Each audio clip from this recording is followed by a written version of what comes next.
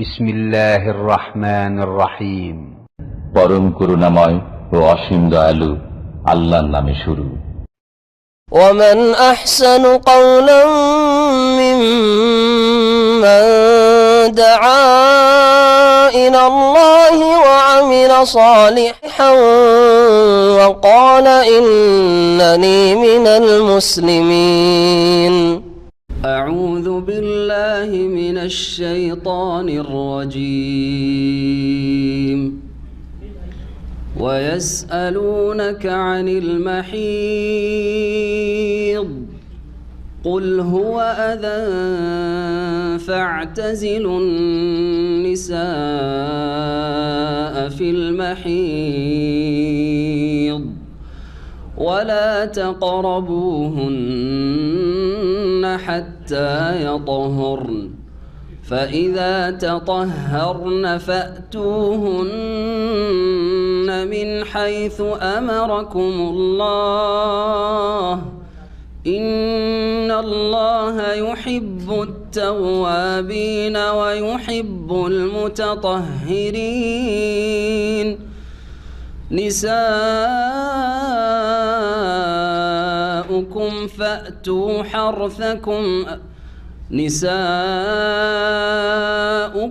حرث لكم فأتوا حرثكم أنى شئتم وقدموا لأنفسكم واتقوا الله واعلموا أنكم ملاقوه وبشر المؤمنين. ولا تجعلوا الله عرضة لأيمانكم أن تبروا وتتقوا وتصلحوا بين الناس والله سميع عليم. لا يؤاخذكم الله باللغو في أيمانكم ولكن يؤاخذكم بما كسبت قلوبكم والله غفور حليم. للذين يؤلون من نسائهم تربص 4 أشهر فإن فاءوا فإن الله غفور رحيم. وإن عزموا الطلاق فإن الله سميع عليم. والمطلقات يتربصن بأنفسهن 3 قروء ولا يحل لهن أن يكتمن ما خلق الله في أرحامهن إن كن يؤمن بالله واليوم الآخر وبعولتهن أحق بردهن في ذلك إن أرادوا إصلاحا ولهن مثل الذي عليهن بالمعروف وللرجال عليهن درجة والله عزيز حكيم. الطلاق 2 فإمساك بمعروف أو تسريح بإحسان. ولا يحل لكم أن تأخذوا مما آتيتموهن شيئا إلا أن يخافا ألا يقيما حدود الله فإن خفتم ألا يقيما حدود الله فلا جناح عليهما فيما افتدت به تلك حدود الله فلا تعتدوها ومن يتعد حدود الله فأولئك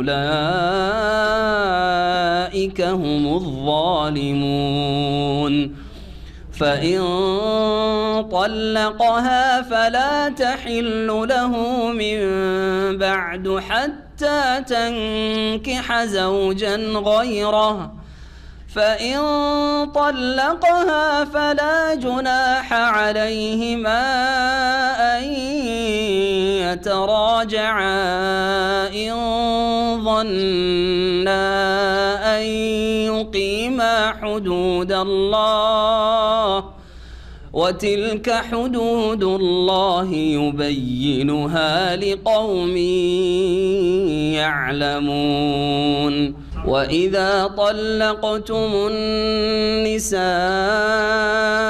فبلغن أجلهن فأمسكوهن بمعروف أو سرحوهن بمعروف ولا تمسكوهن ضرارا لتعتدوا ومن يفعل ذلك فقد ظلم نفسه ولا تتخذوا آيات الله هزوا واذكروا نعمة الله عليكم وما أنزل عليكم من الكتاب والحكمة يعظكم به واتقوا الله واعلموا أن الله بكل شيء عليم وإذا طلقتم النساء فبلغن أجلهن فلا تعضلوهن أن ينكحن أزواجهن إذا تراضوا بينهم بالمعروف ذلك يوعظ به من كان منكم يؤمن بالله واليوم الآخر ذلكم أزكى لكم وأطهر والله يعلم وأنتم لا تعلمون. السلام عليكم ورحمة الله وبركاته. بسم الله الرحمن الرحيم الحمد لله رب العالمين والصلاة والسلام على سيد المرسلين نبينا محمد وعلى آله وصحبه أجمعين أما بعد فأعوذ بالله من الشيطان الرجيم ويسألونك عن المحيض قل هو أذى فاعتزلوا النساء في المحيض ولا تقربوهن حتى يطهرن فإذا تطهرن فأتوهن من حيث أمركم الله إن الله يحب التوابين ويحب المتطهرين نساؤكم حرث لكم فأتوا حرثكم أن شئتم وقدموا لأنفسكم واتقوا الله واعلموا أنكم ملاقوه وبشر المؤمنين. মহান আল্লাহর সমস্ত প্রশংসা যে আল্লাহ রাব্বুল আলামিন নর এবং নারীকে সৃষ্টি করেছেন এবং সৃষ্টিগত দিক থেকে বেশ কিছু পার্থক্য রেখেছেন নর এবং নারীর মাঝে। এর উপরে ভিত্তি করে বেশ কিছু বিধিবিধান রয়েছে যেগুলি নারী জাতির সাথে খাস, আর কিছু বিধান রয়েছে যেগুলি নর জাতির সাথে খাস। সালাত এবং সালাম নাযিল হয়ে নবী মুহাম্মদুর রাসূলুল্লাহ সাল্লাল্লাহু আলাইহি সাল্লামের উপর, যিনি নারীদের যথাযথ মর্যাদা রব্বুল আলামিনের পক্ষ থেকে ওহীর মাধ্যমে যা পেয়েছেন তা নারীদেরকে প্রদান করেছেন। ইসলাম যেভাবে নারীদেরকে মর্যাদা দান করেছে, এই মর্যাদা মানবজাতির ইতিহাসে কোনো সভ্যতা আর কোনো আদর্শ, কোনো মতবাদে দিতে পারে নাই।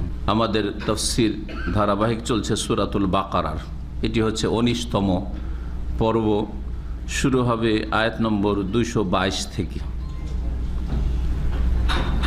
আজকের প্রথম বিষয়বস্তু হচ্ছে নারী জাতির মাসিক ঋতুর বিধান এবং সেই অবস্থায় স্বামী স্ত্রী সহবাস এর বিধান, এছাড়া যেসব জায়েজ না জায়েজ এসবগুলি বিষয় রব্বুল আলমিন ইরশাদ করছেন, ওয়াস আলুনাকা আনিল মাহিদ, হে নবী মুহাম্মদ সাল্লাল্লাহু আলাইহি সাল্লাম, লোকেরা তোমাকে জিজ্ঞেস করছে মাসিক ঋতু সম্পর্কে অথবা মাসিক ঋতুর অবস্থা সম্পর্কে। দুটোই অর্থ করা যেতে পারে। মাহিদ যদি আরবি গ্রামারে মাসদার বলা হয়, আরবিতে মাসদারের একটি প্রকরণ হচ্ছে মাসদার মিমি। মাহিদ মানে তাহলে হাইজ, হাইজ মানে হচ্ছে মাসিক ঋতু, ঋতুস্রাব, যা প্রতি মাসে মহিলাদের বিশেষ সময় রহেম থেকে, জরায়ু থেকে নির্গত হয়। জরায়ুর বাইরে থেকে যেটা ব্যাধির কারণে নির্গত হয়, আর সেটার কোনো টাইম টেবিল থাকে না, সময় থাকে না, যে কোনো সময় সেটা হতে পারে, সেটাকে মাসিক ঋতু বলা হয় না, যদিও সেটা রক্তস্রাব, কিন্তু সেই ব্লিডিংকে বা রক্তস্রাবকে হাইজ বা মাসিক ঋতু বলা হয় না, সেটাকে শরীয়তের ভাষায় ইস্তিহাদা বলা হয়। এটা হচ্ছে দ্বিতীয় প্রকারের রক্তস্রাব নারীদের।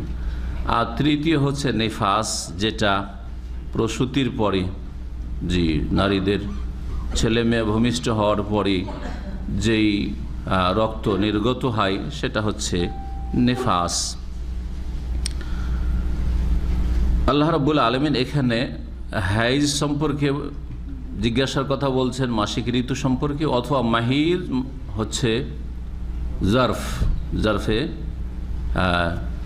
মাকান, হাইজের মাসিকের স্থান, অর্থাৎ মাসিকের অবস্থায় লজ্জা স্থানের ব্যবহার সম্পর্কে নারীদের, সেটা হতে পারে, অথবা এই সময়কাল সম্পর্কে হাইজের জারফে জামান বলা যেতে পারে সেটাকে, যে মাসিক ঋতুর অবস্থা সম্পর্কে, যতদিন মাসিক থাকবে এই সময়টার হুকুম কি, এই সময় কি সহবাস করা যাবে না যাবে না। সহবাস যদি না করা যায় তো অন্য অন্য সহবাস ছাড়া অন্য কিছু যেটা স্বামী স্ত্রীর মাঝে হয়ে থাকে বা শরীয়তে বৈধ, সেটা কি জায়েজ, যেমন একসাথে ঘুমানো, একসাথে খাওয়া দাওয়া করা, তাদের পাকশাক এবং তাদের শরীরে শরীর স্পর্শ করা, তারপরে আলিঙ্গন করা, চুম্বন করা, এসব জায়েজ কিনা, এ সমস্ত মাসাইল বলা যেতে পারে। আল্লাহ রাব্বুল আলামিন বলছেন, ওয়াস আলুনাকা আনিল মাহিদ। যারা আরবি গ্রামার বুঝেন, তাদের জন্য এই তফসিলটা বললাম যাতে করে তারা উপকৃত হতে পারে। তারা জিজ্ঞেস করছে আপনাকে, হে নবী মুহাম্মদ সাল্লাল্লাহু আলাইহি ওয়াসাল্লাম, আনিল মাহিদ, মাসিক ঋতু সম্পর্কে অথবা মাসিক ঋতুর স্থান বা সময়কাল বা অবস্থা সম্পর্কে, যেই সময়টায় মাসিক ঋতু থাকে ওই সময়টা সম্পর্কে জিজ্ঞেস করছে। কুল হুয়া আযান, হে নবী তুমি তাদের উত্তরে বলে দাও যে সেটা হচ্ছে অসুচি, সেটা হচ্ছে অপবিত্র, নাপাক, নোংরা বস্তু। মাসিক ঋতু হচ্ছে বড় নাপাক, নোংরা বস্তু, অসুচি। জি হ্যাঁ, আজান, এই আজা শব্দের অর্থ হয় কষ্টদায়ক। আজা মানে হচ্ছে কষ্টদায়ক। এখান থেকে নবী মুহাম্মদ রাসূলুল্লাহ সাল্লাল্লাহু আলাইহি ওয়াসাল্লাম মেন হাদিসে রয়েছে, ইমাতাতুল আজা আনি তারিকে সাদাকা, রাস্তা থেকে কষ্টদায়ক বস্তুকে সরিয়ে ফেলা হচ্ছে সাদকা। রাস্তায় যে কোনো কষ্টদায়ক বস্তু পড়ে আছে, কষ্টদায়ক মানে পেশাব পায়খানা, নোংরা জিনিসও হইতে পারে, আবার কষ্টদায়ক এর চাইতে ব্যাপক, সেখানে ইট পাট খেলেও হইতে পারে, অথবা সেখানে কোনো মৃত জীবজন্তু হতে পারে, অথবা সেখানে কোনো গাছপালা হতে পারে, সেখানে কোনো কাঁটা হতে পারে, অনেক কিছু হইতে পারে। জি হ্যাঁ, যা মানুষকে কষ্ট দেয় চলাফেরার ক্ষেত্রে। এই ক্ষেত্রে আজা শব্দটি নবী করিম সাল্লাল্লাহু আলাইহি ওয়াসাল্লামের হাদিসে ব্যবহার করা হয়েছে। ইমাতাতুল আজা আনি তারিকে সাদাকা, রাস্তা থেকে কষ্টদায়ক বস্তু সরিয়ে দেওয়া হচ্ছে সাদাকার সওয়াব বা সাদাকার। তো মাসিক ঋতুকে আজা কেন বলা হইল? জি হ্যাঁ, আজা হচ্ছে সেটা হচ্ছে নাপাক, নোংরা। জি, মাসিক ঋতু হচ্ছে বড় নাপাক। জি হ্যাঁ, এটা একটা দিক। আর একটা দিক হচ্ছে যে সেটা কষ্টদায়ক বটে।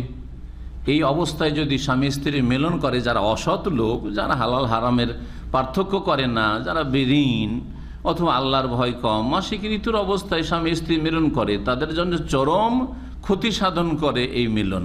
জি, চরম ক্ষতি সাধন করে। জি হ্যাঁ, এই ক্ষতিগুলি যারা মেডিকেল সায়েন্সের বিশেষজ্ঞ তারা বেশি বলবে, কিন্তু আজকালকার জামানার সবচেয়ে বড় ব্যাধি, যেটা দুরারোগ্য ব্যাধি, এডসের পিছনে কারণ হচ্ছে হয় সমকামিতা, আর না হইলে অবৈধ জেনা অর্থাৎ ওই সব মহিলাদের সাথে মেলন যারা একাধিক পুরুষের সাথে মিলিত হয়, মানে জেনা ব্যভিচার করে, আর অথবা ওই সব অসৎ পুরুষদের সাথে সঙ্গম যারা একাধিক স্ত্রীর সাথে মিলন করে, অথবা হায়েজ মাসিকের অবস্থায় স্বামী স্ত্রী সহবাস করে। এগুলি হচ্ছে মূল কারণ, এই মারাত্মক যৌন সম্পর্কীয় ব্যাধির কারণ। আল্লাহ রাব্বুল সেজন্য বলেছেন আযান, এগুলি হচ্ছে কষ্টদায়ক। এই অবস্থায় যদি মিলিত হও হায়েজের অবস্থায়, তাহলে সেটা তোমাদের বিভিন্ন ক্ষেত্রে কষ্ট দেবে, যেটা তোমাদের জন্য বড় কষ্টের কারণ হবে। এবং আল্লাহ রাব্বুল আলামিন বড় দয়ালু আরহামুর রাহিমিন, তাই তিনি এই ঘোষণা করছেন কুল হুয়া আযা, নাপাকও বটে এবং কষ্টদায়কও বটে। যখন কষ্টদায়ক এবং নাপাক অসুচি, ফাতাজিলুন নিসা ফিল মাহিজ, সুতরাং তোমরা স্ত্রীদের থেকে দূরে থাকো, সরে থাকো। ইতেজালা মানে পৃথক হয়ে যাওয়া, শাব্দিক অর্থ। স্ত্রী সঙ্গম থেকে বা স্ত্রী সহবাস থেকে তোমরা বিরত থাকো, স্বামী স্ত্রী মিলন বর্জন করো। ফিল মাহিজে, মাসিক অবস্থায়, মাসিক চলাকালীন। এখানে ফিল মাহিজ মাসিক চলাকালীন, হাইজ মাসিক ঋতু অবস্থায় তুমি স্বামী স্ত্রী মিলন করো না। ওয়ালা তাকরাবুহুন্না হাত্তা ইয়াতহুরনা, কতদিন পর্যন্ত এরকম দূরে থাকতে হবে, স্বামী স্ত্রী মিলন করা যাবে না মাসিক আসলে? আল্লাহ বলছেন তাদের নিকটবর্তী হবে না, স্ত্রীদের কাছেও যাবে না, অর্থাৎ তাদের সাথে সহবাস করবে না যতক্ষণ পর্যন্ত তারা পাক পবিত্র না হয়ে যায়। হাত্তা ইয়াতহুরনা, এই পাক পবিত্র হয়ে যাওয়া মানে হচ্ছে প্রাথমিক কি হয়ে যাওয়া, রক্ত বন্ধ হয়ে যাওয়া, মাসিক ঋতু বন্ধ হয়ে যাওয়া। মাসিক ঋতু বন্ধ হয়ে গেল, তারপরে আল্লাহ বলছেন ফাইজা তাতাহারনা ফাতুহুন্না মিন হাইসু আমারাকুমুল্লাহ, যখন তারা পবিত্রতা অর্জন করে নেবে। এখানে লক্ষণীয় শব্দ কোরআনে কারীমের, এগুলি দিয়ে ফিকহি মাসলার ইস্তেমবাত করা যেতে পারে, এবং এইগুলি সূক্ষ্মভাবে যারা গবেষণা করতে পারবে তাদেরকেই ফতোয়া দেওয়া উচিত। আর এমনি যেই সেই শুনে শুনে ফতোয়া দেওয়া অথবা এলোপাথারি ঝেড়ে দেওয়া, এগুলি চরম অপরাধ, যেগুলি সর্বনাশ করবে এই ধরনের মুফতিদেরকে। আল্লাহ রাব্বুল আলামিন কি বলছেন, যে অতদিন পর্যন্ত বা অতক্ষণ পর্যন্ত তোমরা স্বামী স্ত্রী সহবাস করে যতক্ষণ পর্যন্ত পাক পবিত্র না হয়ে যাবে, হয়ে যাওয়ার কথা আল্লাহ বলেন, ইয়াতহুরনা। কিন্তু তারপরে বলছেন ফাইজা তাতাহারনা, যখন তারা পবিত্রতা অর্জন করে নেবে। তাতাহারা মানে পবিত্রতা অর্জন করা। আল্লাহ এই কথা বললেন না যে ফাইজা তাহরনা, আল্লাহ তো তাতাহারনা এত ভারী করে বাবে তাফাউল থেকে না বলে ফাইজা তাহরনা বলে দিতেন, যখন পাক হয়ে যাবে এই কথা বললে হইতো। পবিত্রতা অর্জন করবে, তাতাহর কেন বললেন? দুটোতে অবশ্যই পার্থক্য আছে। যদি ফায়দা তাহর না বলতেন, মানে যখন মাসিক ঋতু বন্ধ হয়ে যাবে তখনই সহবাস করতে পারো, গোসল করুক আর নাই করুক। জি হ্যাঁ, মাসিক ঋতু বন্ধ হলে গোসল করা কি ফরজ। এই ফরজ গোসল করুক আর না করুক তার আগে মিলিত হইতে পারো, তাহর না যদি হইতো তাহলে। কিন্তু না, তা আল্লাহ বলেন কি বলছে, ফায়দা তাতাহার না, মাসিক ঋতু বন্ধ হইল, হাত্তা ইয়াতহুর না। ফাইদা তাতাহার না, যখন মাসিক ঋতু বন্ধ হওয়ার পরে পবিত্রতা অর্জন করে নেবে, অর্থাৎ গোসল করে নেবে। জি হ্যাঁ, ফাতুহুন্না মিন হাইসু আমারাকুমুল্লাহ, তখন তোমরা আগমন করো। মিন হাইসু আমারাকুমুল্লাহ, যেখানে আল্লাহ আসার নির্দেশ দিয়েছেন, যেই ক্ষেত্র ব্যবহারের আল্লাহ হুকুম দিয়েছেন। কোন ক্ষেত্র ব্যবহার করতে বলেছেন? হ্যাঁ, যোনি, হ্যাঁ, স্ত্রীদের লজ্জা স্থান যেটা যোনি বলা হয় সেটা। জি হ্যাঁ, কবল সামনের দিক, পায়ুপথ নয়, অথবা অন্য কোনো পথ নয়। আজকাল নোংরামির যুগে আর ইহুদি খ্রিস্টান আল্লাহর দুশ্মনদের অন্ধ অনুকরণের যুগে আর কাফেরদের মুসলিমদের গোলামির যুগে যেমন আজকাল অনেকেই এইসব করেও থাকে আর এইসব ফতোয়া তলাশ করেও থাকে আর এইটাকে জায়েজ মনে করে, মুখ ব্যবহার করা ইত্যাদি, আউযুবিল্লাহ, যে কথাগুলি ভাষায় নিয়ে আসতে যেন খুব কষ্ট লাগছে। জি হ্যাঁ, আল্লাহ কি বলছেন? মিন হাইসু আমারাকুমুল্লাহ, যেইখানে আল্লাহ রাব্বুল আলামিন আগমনের কি করেছেন? হুকুম করেছেন, আদেশ করেছেন। কোথায় আদেশ করেছেন এটা আপনাকে বুঝতে হবে। জি হ্যাঁ, আরও আসছে এই বিষয়টি ক্লিয়ার হয়ে যখন নিসাউকুম হারসুল লাকুম আসবে তখন বলবো। তো আল্লাহ রাব্বুল আলামিন এই কথা বললেন, তাতাহহার না বললেন, তাহর না বললেন না, মাসলা ইখতিলাফ আছে। মাসিক বন্ধ হলো, এখনো গোসল করেনি, এই অবস্থায় সহবাস করতে পারবেন কি পারবেন না? কিছু কিছু ফুকাহারা এটাকে জায়েজ করেছে, যেমন জাহিরি মাযহাবে জায়েজ করেছে, আল্লামা আলবানীও এটাকে জায়েজ বলেছেন। কিন্তু অধিকাংশ ফুকাহায়ে কেরাম, আইম্মা আরবা, আবু হানিফা, শাফি, মালিক, আহমদ এবং অন্যান্য ফুকাহায়ে কেরাম, আহলে হাদিস, মুহাদ্দিসিন, তারা বলছেন যে গোসল যতক্ষণ না করেছে ততক্ষণ পবিত্র হয়নি। সুতরাং জি হ্যাঁ, সুতরাং যতক্ষণ গোসল না করে নেবে ততক্ষণ পর্যন্ত সহবাস জায়েজ নয়। জি হ্যাঁ, এটাই হচ্ছে আপনার ঈমানের ক্ষেত্রে, আপনার ইসলামের ক্ষেত্রে, আপনার দ্বীনের ক্ষেত্রে অধিক সতর্কতা। এই জন্য এই উক্তিটি প্রাধান্য দেওয়ার যোগ্য। এর উপরেই আমল করবেন যাতে করে আপনার সেফটি থাকে। দুনিয়ার সেফটি খুব বুঝেন যে আমি কিন্তু নিরাপদ স্থানে থাকবো সবসময়, যাতে করে আমার ক্ষয়ক্ষতির আশঙ্কা না থাকে। আর আখিরাতের ক্ষেত্রে আপনার ভয় নেই যে যদি ফেঁসে যান হারামে, যদি আল্লাহর কাছে জবাব দিতে হয়। এই খেয়ালগুলি যেন আমাদের থাকে। ইন্নাল্লাহা ইউহিব্বুত তাওয়াবিন ওয়া ইউহিব্বুল মুতাতাহহিরিন, নিশ্চয় আল্লাহ রাব্বুল আলামিন ক্ষমা প্রার্থনাকারী, তওবাকারী, আল্লাহর দিকে প্রত্যাবর্তনকারী। তওয়াব মানে আল্লাহর দিকে প্রত্যাবর্তনকারী, যে আল্লাহর দিকে অনুশোচনা ভরে লজ্জিত অনুতপ্ত হয়ে ফিরে আসে, তওবা করে, তাদেরকে ভালোবাসেন। যাদেরকে ভালোবাসেন তাদের গুনাহ খাতা আল্লাহ মাফ করবেন এবং তাদেরকে আল্লাহ রাব্বুল আলামিন তাদের অন্যায়ের ওপর পাকড়াও আর করবেন না যে তোমাদেরকে ক্ষমা করে দিলাম সুতরাং তাদেরকে জান্নাত দেবেন। আত-তাইবু মিনাজ যামবি কামান লা যামবা লাহু, গুনাহ থেকে কোনো মানুষ যদি তওবা করে নাই তো ওই ব্যক্তির মতো হয়ে যায় যে ব্যক্তি গুনাহ করেনি, তার সমান হয়ে যায়। ওয়া ইউহিব্বুল মুতাতাহহিরিন, এবং আল্লাহ রাব্বুল আলামিন পবিত্রতা অর্জনকারীদেরকেও ভালোবাসেন। যারা পবিত্রতা পছন্দ করে তাদেরকে আল্লাহ পছন্দ করেন, আল্লাহ ভালোবাসেন। পবিত্রতা হচ্ছে সবচেয়ে বড় পবিত্রতা হচ্ছে অন্তরের পবিত্রতা, শিরক থেকে, কুফরি থেকে, আর তারপরে অন্তরের যতগুলি পাপ হতে পারে, হিংসা, বিদ্বেষ, শত্রুতা, আর অন্তরে সংকীর্ণতা, অন্তরে কৃপণতা, অন্তরের মেলা রোগ আছে। এটা হচ্ছে সবচেয়ে বড় পবিত্রতা। এই জন্য কাফিরকে সবচেয়ে বড় নাপাক বলা হয়েছে, ইন্নামাল মুশরিকুনা নাজাস বলা হয়েছে, কারণ তাদের নাপাকিটা, অপবিত্রতা হচ্ছে সবচেয়ে বড় অপবিত্রতা। তো আল্লাহ রাব্বুল আলামিন যাদের অন্তর পবিত্র, অন্তরে তৌহিদ আছে, শিরক নেই, কুফরি নেই, সুন্নাহর মহব্বত আছে, বিদাতের মহব্বত নেই, বিদাতের পৃষ্ঠপোষকতা নেই।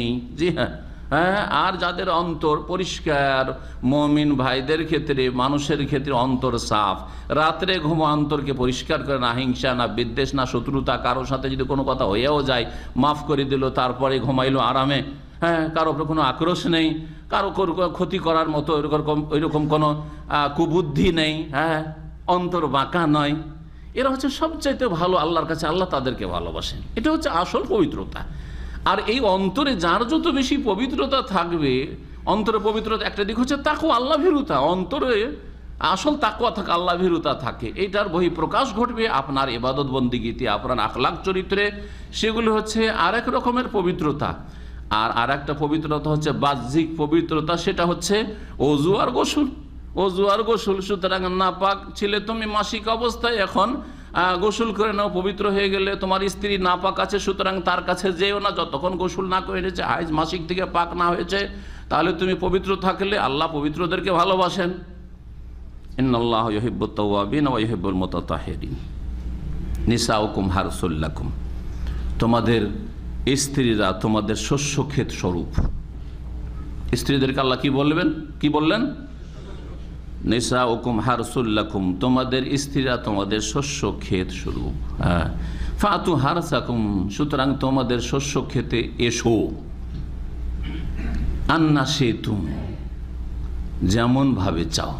আন্না সেতু মানে যেমন ভাবে চাও, কাইফা সেতু, আন্না মানে হচ্ছে কাইফা, আন্না সেতু মানে যেখানে চাও নয়, আইনা সেতুম না। দেখেন পার্থক্য, আন্না মানে কাইফা, কাইফা তো বুঝেন, কাইফা আলোক মানে তুমি কেমন আছো, তাই না? জি, কাইফা মানে কেমন, আর আইনা মানে কোথায়, হ্যাঁ, বা যেথায়। জি হ্যাঁ, আইনা সেতুম না মানে যেখানে চাও, যে কোনো জায়গায় চাও। না না না, এই কথা বলেননি। আন্না সেতুম, কাইফা সেতুম, যেভাবে চাও না কেন, কিন্তু ক্ষেত্র একটি, ক্ষেত্র একটি, দ্বিতীয় কোনো ক্ষেত্র নেই। জায়গা জমি হচ্ছে তোমার একটাই মাত্র। জি হ্যাঁ, তোমার স্ত্রীর সহবাসের ক্ষেত্রে, স্ত্রী মিলনের ক্ষেত্রে ক্ষেত্র বা জায়গা, স্থান হচ্ছে মাত্র একটি, সেটা তোমার শস্য ক্ষেত। শস্য ক্ষেত কাকে বলে, শস্য ক্ষেত কাকে বলে বুঝে, তাহলে সহজে বুঝে যাবে। হ্যাঁ, যেখানে ফসল হয়, বীজ বপন করবেন, বীজ ছিটাবেন, আর তারপরে ফসল আসবে, ঠিক না? তাহলে এমন জায়গায় সহবাস হইতে হবে, এমন স্থানে যেখানে বীর্যপাত করলে কি হয়, ফসল হয়। আর সেই ফসলটা কি? হ্যাঁ, ছেলে মেয়ে, সন্তান সন্ততি। আর সন্তান সন্ততি গর্ভধারণের জায়গা হচ্ছে মাত্র একটা, পায়ুপথ না, আর মুখপথ নয়, বরং সেটা হচ্ছে জনিপথ। বোঝা গেছে কিনা? জি হ্যাঁ। নিসাউকুম হারসুল্লাকুম ফাতু হারসাকুম আন্না শিতুম ওয়াকাদ্দিমু লিআনফুসিকুম ওয়াত্তাকুল্লাহ। এবং তোমরা নিজেদের জন্য অগ্রিম কিছু প্রেরণ করো, অগ্রিম কিছু কি করো? প্রেরণ করো। এটার একটা অর্থ হচ্ছে ব্যাপক অর্থ, জীবনের প্রতিটি ক্ষেত্রে তোমরা আল্লাহর কাছে যেতে হবে, সবাইকে যেতে হবে, আল্লাহর সাথে সবাইকে কি করতে হবে? সাক্ষাৎ করতে হবে। সুতরাং তোমরা অগ্রিম কিছু পাঠাও, সব এখানে রেখে দিও না। যা আপনি খাওয়া দাওয়া করলেন তা এখানে রেখে দিলেন, হজম হয়ে গেল, লোড হওয়ার পরে আনলোড হয়ে গেল, ঠিক না? যা কাপড় চোপড় ব্যবহার করলেন তা পুরানো হয়ে গেল, ছিঁড়ে গেল, শেষ হয়ে গেল, ঠিক না? লাবেস্তা ফাবলাইত আকালতা ফাফনাইতা। জি হ্যাঁ, খেলেন শেষ, পড়লেন পুরাতন করে দিলেন শেষ, নবী কারীম সাল্লাল্লাহু আলাইহি ওয়াসাল্লাম হাদিসে রয়েছে। জি হ্যাঁ, ছেলে মেয়ে আর কিছু রেখে দিলেন জমা করে, যেগুলো থাক, ভবিষ্যৎ বলে থাক, ওগুলো কার? তোমার কিন্তু না। সেগুলি কার? তোমার না, তোমার না। সেগুলি তুমি মারা গেলে তোমার স্ত্রী কিছু পাবে, তোমার ছেলে মেয়েরা কিছু পাবে, তোমার বাপ মা কিছু পাবে, আর যদি ছেলে মেয়ে না থাকে তো দূরের লোকেরা পাবে, কিন্তু পাবে তোমার বংশধর পাবে, আত্মীয় স্বজন পেয়ে যাবে। তোমার কিচ্ছু হইল না, হইলো কিছুই থাকলো না, তাহলে সেটা তোমার মাল না। ইয়াকুলুল আবদু মালি মালি, নবী কারীম বলছেন মানুষ শুধু পয়সা আর পয়সা করে, এই পয়সা এত টাকা জমাইলাম, এত জমি জায়গা করলাম, এই করলাম সেই করলাম। ওয়াহাল্লাকা মিন মালিকা ইল্লা মা আকালতা ফাফনাইতা ওয়া লাবিস্তা ফাবলাইতা ওয়া তাসাদ্দাকতা ফামদাইতা।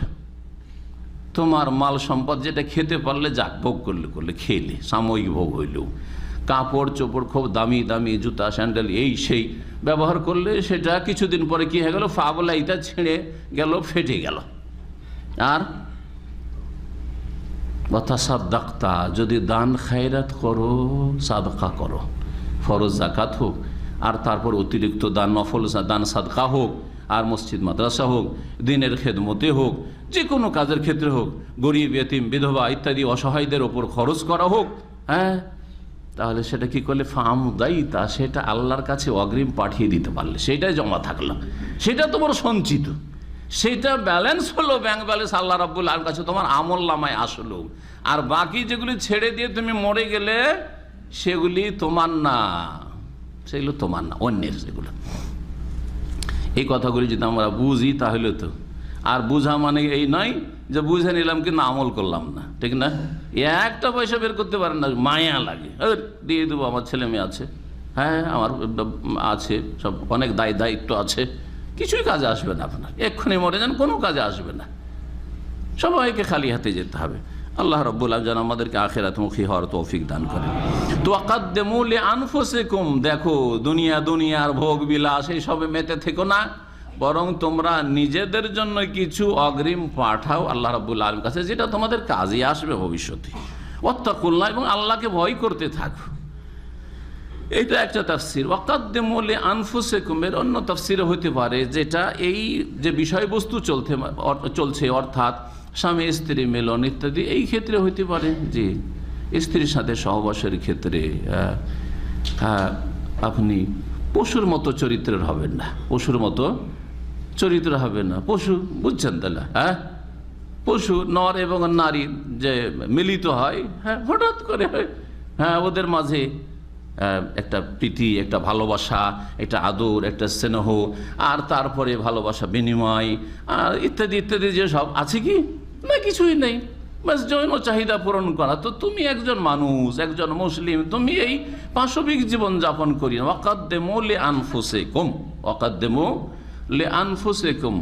সুতরাং একজন স্বামী স্ত্রীর জন্য আকর্ষণীয় হবে, স্ত্রী স্বামীর কাছে আকর্ষণীয় হবে। সেটা কিসের মাধ্যমে?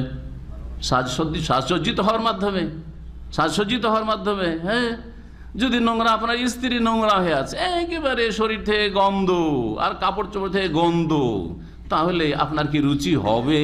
সহবাস করলে পশুর মতো সহবাস হবে। এটা স্ত্রীর ক্ষেত্রে তো অনেকে চান। আর মহিলাদেরকে প্রাকৃতিকভাবে আল্লাহ এরকম করে সৃষ্টি করেছেন যে ওরা মেকআপ করতে চায়, আর আজকাল তো আরো বেশি, তাই না? কিন্তু আপনাকেও একটু সাজগোজ করা উচিত। আপনার শরীর থেকে গন্ধ ছড়াচ্ছে, বগল থেকে গন্ধ ছড়াচ্ছে, বাইরে থেকে ঘেমে এসছেন, আর তারপরে আপনি সহবাস শুরু করলেন না, এটাও উচিত নয় আপনার জন্য। ওয়াকাদ্দিমু লিআনফুসিকুম। জি হ্যাঁ, ইবনে আব্বাস রাদিয়াল্লাহু তাআলা আনহুমা বলছেন যে আমি যেমন পছন্দ করি যে আমার স্ত্রী আমার জন্য সাজগোজ করুক, একটু সাজসজ্জিতা হোক, ঠিক তেমনই আমার স্ত্রীও পছন্দ করে, বা এটা আমি পছন্দ করি যে আমি স্ত্রীর জন্য যেন সাজি, স্ত্রীর জন্য আমিও যেন সাজি। এছাড়াও বলা যেতে পারে যে হঠাৎ করে সহবাস না শুরু করে সহবাসের পূর্বে যারা স্বামী স্ত্রীর মাঝে একটা বিনোদন, একটু গল্প, আর তারপরে মহব্বত, ভালোবাসা, প্রেম বিনিময়, আর তারপরে সহবাস করে, এইটা উভয়ের জন্য তৃপ্তিদায়ক। পক্ষান্তরে হঠাৎ করে শুরু করলে সেটা কারোর জন্য সেটা প্রীতিকর হয় না, আর বিশেষ করে স্ত্রীদের মন ভরে না, অশান্তি থেকে যায়, জ্বালা থেকে যায়, যেটা অনেক যুবকরাই বুঝে না। জি হ্যাঁ, ওয়াকাদ্দিমু লিআনফুসিকুম ওয়াত্তাকুল্লাহ ওয়ালামু আন্নাকুম মুলাকু। আর জেনে রাখো যে নিশ্চয়ই তোমরা আল্লাহর সাথে সাক্ষাৎ করবে, আল্লাহর সাথে মিলিত হবে, আল্লাহর সামনে হাজির হবে। ওয়াবাশশিরিল মুমিনিন। আর মুমিনদেরকে, মুসলিমদেরকে সুসংবাদ দিয়ে দাও। মুমিন মুসলিম মানে জাতিতে যারা মুসলিম না, আকীদায়, ইবাদতে, আখলাকে যারা মুসলিম, তাদের জন্য সুসংবাদ রয়েছে। ওয়াবাশশিরিল মুমিনিন। সুসংবাদ কিসের আল্লাহ বলেননি, সুসংবাদ দাও। কিন্তু কিসের সুসংবাদ? পার্থিব জীবনে সুখ শান্তির সুসংবাদ না পারলৌকিক সুসংবাদ? কোন ক্ষেত্রে সুসংবাদ? শুধু জান্নাতের সুসংবাদ? না না না, জান্নাতের সুসংবাদ তো আছেই। ওয়াবশিরু বিল জান্নাতিল্লাতী কুনতুম তুআদুন, অন্য আয়াতে রয়েছে। কিন্তু যেখানে আল্লাহ শুধু সুসংবাদ দেওয়াও বলে ছেড়ে দিয়েছেন, ফাবাশশির ইবাদ, আল্লাহ বলছেন সূরা জুমারে, আমার বান্দাদেরকে সুসংবাদ দিয়ে দাও। সুসংবাদ কি বস্তুর তা বলা হয়নি। যখন বলা হয়নি তখন সেখানে অর্থের ব্যাপকতা রয়েছে। সার্বিক জীবনে মুমিন মুসলিমদের জন্য কি রয়েছে? সুসংবাদ রয়েছে। সুতরাং দুনিয়াতে সত্যিকার অর্থে মুমিন হয়ে যেতে পারলে তাদেরকে মান ইজ্জতের সুসংবাদ রয়েছে, বিজয়ের সুসংবাদ রয়েছে। ওয়া উখরা তুহিব্বুনাহা নাসরুম মিনাল্লাহি ওয়া ফাতহুন করিব ওয়া আনতুমুল আলাউনা ইন কুনতুম মুমিনিন। জি, নেতৃত্বের সুসংবাদ রয়েছে, ইত্যাদি ইত্যাদি। মানসিক শান্তির সুসংবাদ রয়েছে। শুধু পয়সাতে শান্তি হয় না। আবার এটা বলবে না যদি পয়সা বেশি হইলে, পয়সা বেশি হয়েও শান্তি পায় না, আর অল্প পয়সাতে অনেক সুখী পরিবার। জি হ্যাঁ, ওয়াবাশশিরিল মুমিনিন। দুনিয়া এবং আখিরাতের সার্বিক কল্যাণের সুসংবাদ দিয়ে দাও মুমিনদের। আল্লাহ রাব্বুল আলামিন তারপরে ইরশাদ করছেন, ওয়ালা তাজআলুল্লাহ উরদাতান লিআইমানিকুম আন তাবাররু ওয়া তাত্তাকু ওয়া তুসলিহু বাইনান নাস ওয়াল্লাহু সামিউন আলিম। এই আয়াতের তাফসীর শুরু করার আগে মাসিক ঋতু সম্পর্কে যে আয়াত নাজিল হয়েছে, দুটি আয়াতের তাফসীর করলাম। এর শানে নজুল সম্পর্কে যা বলা হয়েছে সহিহ মুসলিমে রয়েছে, মুসনাদে আহমদে রয়েছে, আনাস রাদিয়াল্লাহু তাআলা আনহু থেকে বর্ণিত, তা শোনাই। ইহুদিরা তাদের নারীদের মাসিক অবস্থায় কি আচরণ করত এ সম্পর্কে আনাস রাদিয়াল্লাহু তাআলা বলছেন, আন্নাল ইয়াহুদা কানু ইযা হাদাতিল মারআতু মিনহুম লাম ইউআকিলুহা ওয়া লাম ইউজামিউহা ফিল বুয়ুত। ইহুদিদের আচরণ এমন ছিল, তাদের ধর্ম হইতে পারে, কারণ ইহুদি ধর্মে তাওরাতের বিধানে কঠোরতা ছিল, বেশি কঠোরতা ছিল, তাফরীদ। পক্ষান্তর এর একেবারে বিপরীত ছিল ইনজিলের বিধানে ঈসা আলাইহিস সালামের মাধ্যমে যে দিন আল্লাহ নাযিল, তাতে ইফরাত মানে অনেক ছাড়, অনেক ছাড়, অনেক ছাড় ছিল। দ্বীনে ইসলাম এই দুই ইফরাত এবং তাফরীদ, হ্যাঁ, বেশি ছাড় আর খুব বেশি সংকীর্ণতা, এই দুইয়ের মাঝামাঝি দিন, যে দিনুল ওয়াসাতিয়া, মধ্যম পন্থার দিন। এই উম্মত হচ্ছে উম্মতে ওয়াসাত, শ্রেষ্ঠ উম্মত এবং মধ্যমপন্থী উম্মত। আর কোরআন কারীমের বিধানে রয়েছে মধ্যম পন্থা সার্বিক ক্ষেত্রে। তো ইহুদিরা করতো কি, তাদের স্ত্রীরা যদি ঋতুবতী হইতো তাহলে একসাথে খাওয়া দাওয়া করতো না, থালা প্লেট আলাদা, হাঁড়ি বাসন আলাদা, পাক শাক আলাদা, ওদের হাতের পাক শাকও খেত না, লাম ইউআকিলুহা, একসাথে বসেও খেত না এক দস্তরখানে।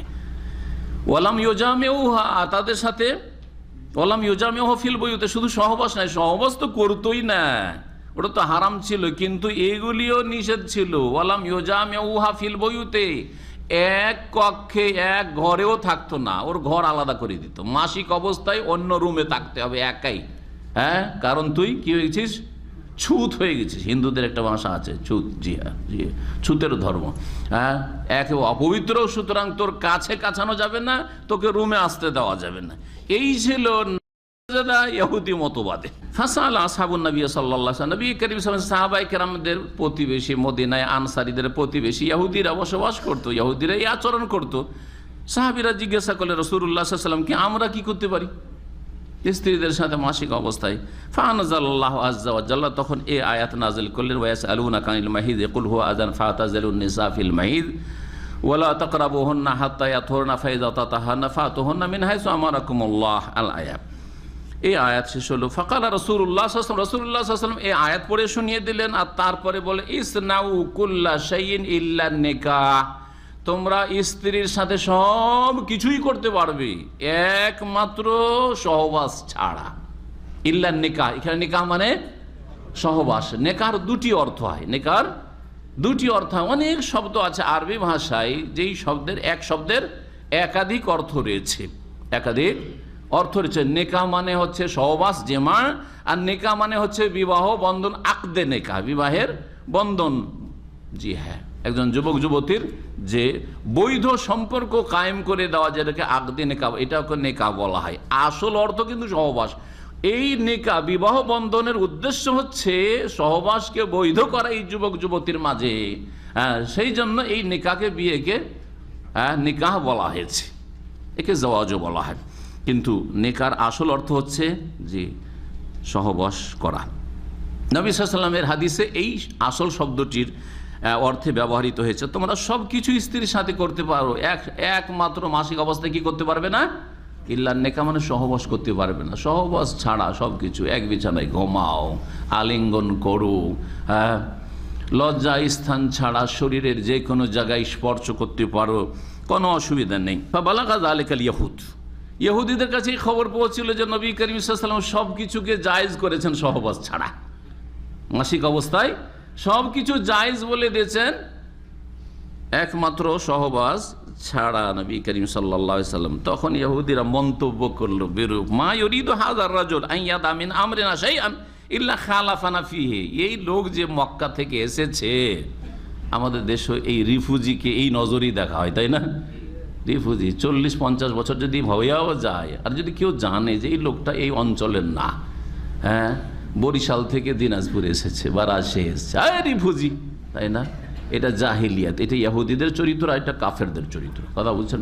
জি হ্যাঁ, আপনার মুসলিম ভাই হওয়া সত্ত্বেও না, মুসলিম ভাই কোনোদিন আপনার রিফিউজি না, যেখানকার হোক না কেন আপনার ভাই, সে আপনজন। জি, এই সম্পর্ককে শক্তিশালী করতে হবে। এই সম্পর্ক ঢিলা হয়ে গেছে, এই সম্পর্ক দুর্বল হয়ে গেছে, মুসলিম জাতি আল্লাহর কাছে লাঞ্ছিত হয়েছে, আর কাফের জাতি তাদের ওপর ঝাঁপিয়ে পড়েছে, একবারে সার কথা। জি হ্যাঁ, এই সম্পর্ককে অটুট করুন, এই সম্পর্ককে শক্তিশালী করুন, যেটা কুফরি শক্তি চাই না। হ্যাঁ, আর এই সব জাতীয়তা ফাতীয়তা বাদ দেন, আর আঞ্চলিকতা বাদ দেন। দেখবেন কাফের রাগান্বিত হবে, কাফেররা কষ্ট পাবে, কিছুই করতে পারবে না, আল্লাহ সন্তুষ্ট হবেন, আর বিজয় আসন্ন হবে। আল্লাহর বাজার তৌফিক দান করেন। তো বলছিলাম যে ইহুদিরা বললো যে আরে এই লোক মক্কা থেকে এসে শুধু আমাদের বিরোধিতা, এর কাজ নেই। যে কোনো ব্যাপারে আমরা যদি কিছু করি ওর উল্টো মোহাম্মদকে করতে হবে সাল্লাল্লাহু আলাইহি ওয়াসাল্লাম। কথা বলছেন, এই ছিল ইহুদিদের খারাপ মন্তব্য। ফাজা উসাইদ ইবনে হুদাইর ও আব্বাদ ইবনে বিশর, এই দুই সাহাবী, আনসারী সাহাবী দুইজন নবী করিম সাল্লাল্লাহু আলাইহি ওয়াসাল্লামের কাছে চলে আসলেন এই ইহুদিদের এই খারাপ মন্তব্য শুনে। ফাকালা, উভয় এসে বলে, ইয়া রাসূলুল্লাহ, হে আল্লাহ রাসূল, ইন্নাল ইয়াহুদা কালাত কাযা ওয়া কাযা, ইহুদিরা এই ধরনের খারাপ মন্তব্য করেছে আপনার সম্পর্কে। এই লোক মক্কা থেকে এসেছে, আসার পরে শুধু আমাদের বিরোধিতা শুরু করেছে। আমাদের ধর্মের সব ক্ষেত্রে বিরোধিতা করতে হবে, যেটা আমরা করব তার উল্টা ওকে করতেই হবে, এইরকম কথা বলছে। তাহলে আমরা আরো ভালো করে বিরোধিতা করি, আরো ভালো করে বিরোধিতা করি। কি বিরোধিতা? ইহুদিরা স্ত্রীদের মাসিক অবস্থায় না তাদের সাথে চলাফেরা, না কিছু, কোনো কিছু করে না, তাই না? কোনো কিছুই করে না। আমরা ওর বিপরীত কি করব? সব কিছুই করব। একটা কাজ বারণ করলে রসুল, কোনটা কাজ? সব ওইটাও করি, তাহলে পুরাপুরি বিরোধিতা হয়ে যাবে। পুরাপুরি তাহলে ইহুদিদের কি হয়ে যাবে? বিরোধিতা হয়ে যাবে। এই বক্তব্য রাখলেন বা প্রস্তাব রাখলেন এই দুই সাহাবী, ইয়া রাসূলুল্লাহ ইন্নাল ইয়াহুদা কালাত কাযা ওয়া কাযা আফালা নুজামিউহুন্না, তাহলে আমরা স্ত্রীদের সাথে মাসিক অবস্থায় সহবাস করা শুরু করি, সহবাস করি, ভালো করেই তাদের বিরোধিতা করি। কথা বুঝলেন না? বুঝলেন না? ইহুদিরা সব কিছুকে নাজায়েজ বলছে, আমরা সবটাকেই জায়েজ করে দেবো। একটা নাজায়েজ বলছি না, ওটাকেও নাজায়েজ বলবো না, ওটাকেও জায়েজ করে দিই। ভালো করে ওদের বিরোধিতা হোক, আর ভালো করেই ওদেরকে রাগিয়ে দিই। ফাতাগাইয়ারা ওয়াজহু রাসূলিল্লাহ সাল্লাল্লাহু আলাইহি ওয়াসাল্লাম, এই কথা শুনে রাসূলুল্লাহ সাল্লাল্লাহু আলাইহি ওয়াসাল্লামের চেহারায় মোবারক একেবারে লাল বর্ণ হয়ে গেল। জি হ্যাঁ, রাগান্বিত হয়ে নবী একেবারে রেগে গেলে লাল হয়ে যেত। চেহারা দেখলে বোঝা যেত নবী সাল্লাল্লাহু আলাইহি ওয়াসাল্লাম রেগে আছেন। কখন রাগ প্রকাশ করতেন না, রাগ প্রকাশ করতেন না, বা রাগের প্রতিক্রিয়া দেখাতেন না। আমরা তো রাগলেই তো লাফাইতে শুরু করি, আর তারপরে সাথে সাথে কথায়, চালচলনে সব কিছুতে প্রকাশ পেয়ে যায়। নবী করিম সাল্লাল্লাহু আলাইহি ওয়াসাল্লামের চেহারা দেখলে বোঝা যেত। হাত্তা জানান্না আন্নাহু কাদ ওয়াজাদা আলাইহিমা, আমাদের ভয় হলো যে তিনি এই দুই সাহাবী উসাইদ বিন হুদাইর, আব্বাদ বিন বিশর, এদের ওপর বড় রাগান্বিত হয়ে গেছেন, সেই জন্য চেহারার রং বদলে গেছে। তাহলে আমরা জানতে পারলাম, ইমাম ইবনে কাসির রাহমাতুল্লাহ বলছেন যে ওলামারা বলেছেন যে স্ত্রীর সাথে মাসিক অবস্থায় আন্নাহু ইয়াজুজু মুবাশারাতুল হাইজ ফিমা আদাল ফারজে, লজ্জা স্থান ছাড়া শরীরের যে কোনো জায়গা আর সম্ভোগ চলবে। সম্ভোগ চলা মানে এই নয় যে আপনি বীর্যপাত করবেন কোনো স্থানে, এটা নয়। এর মানে হচ্ছে যে আলিঙ্গন করা ইত্যাদি ইত্যাদি এসব চলবে।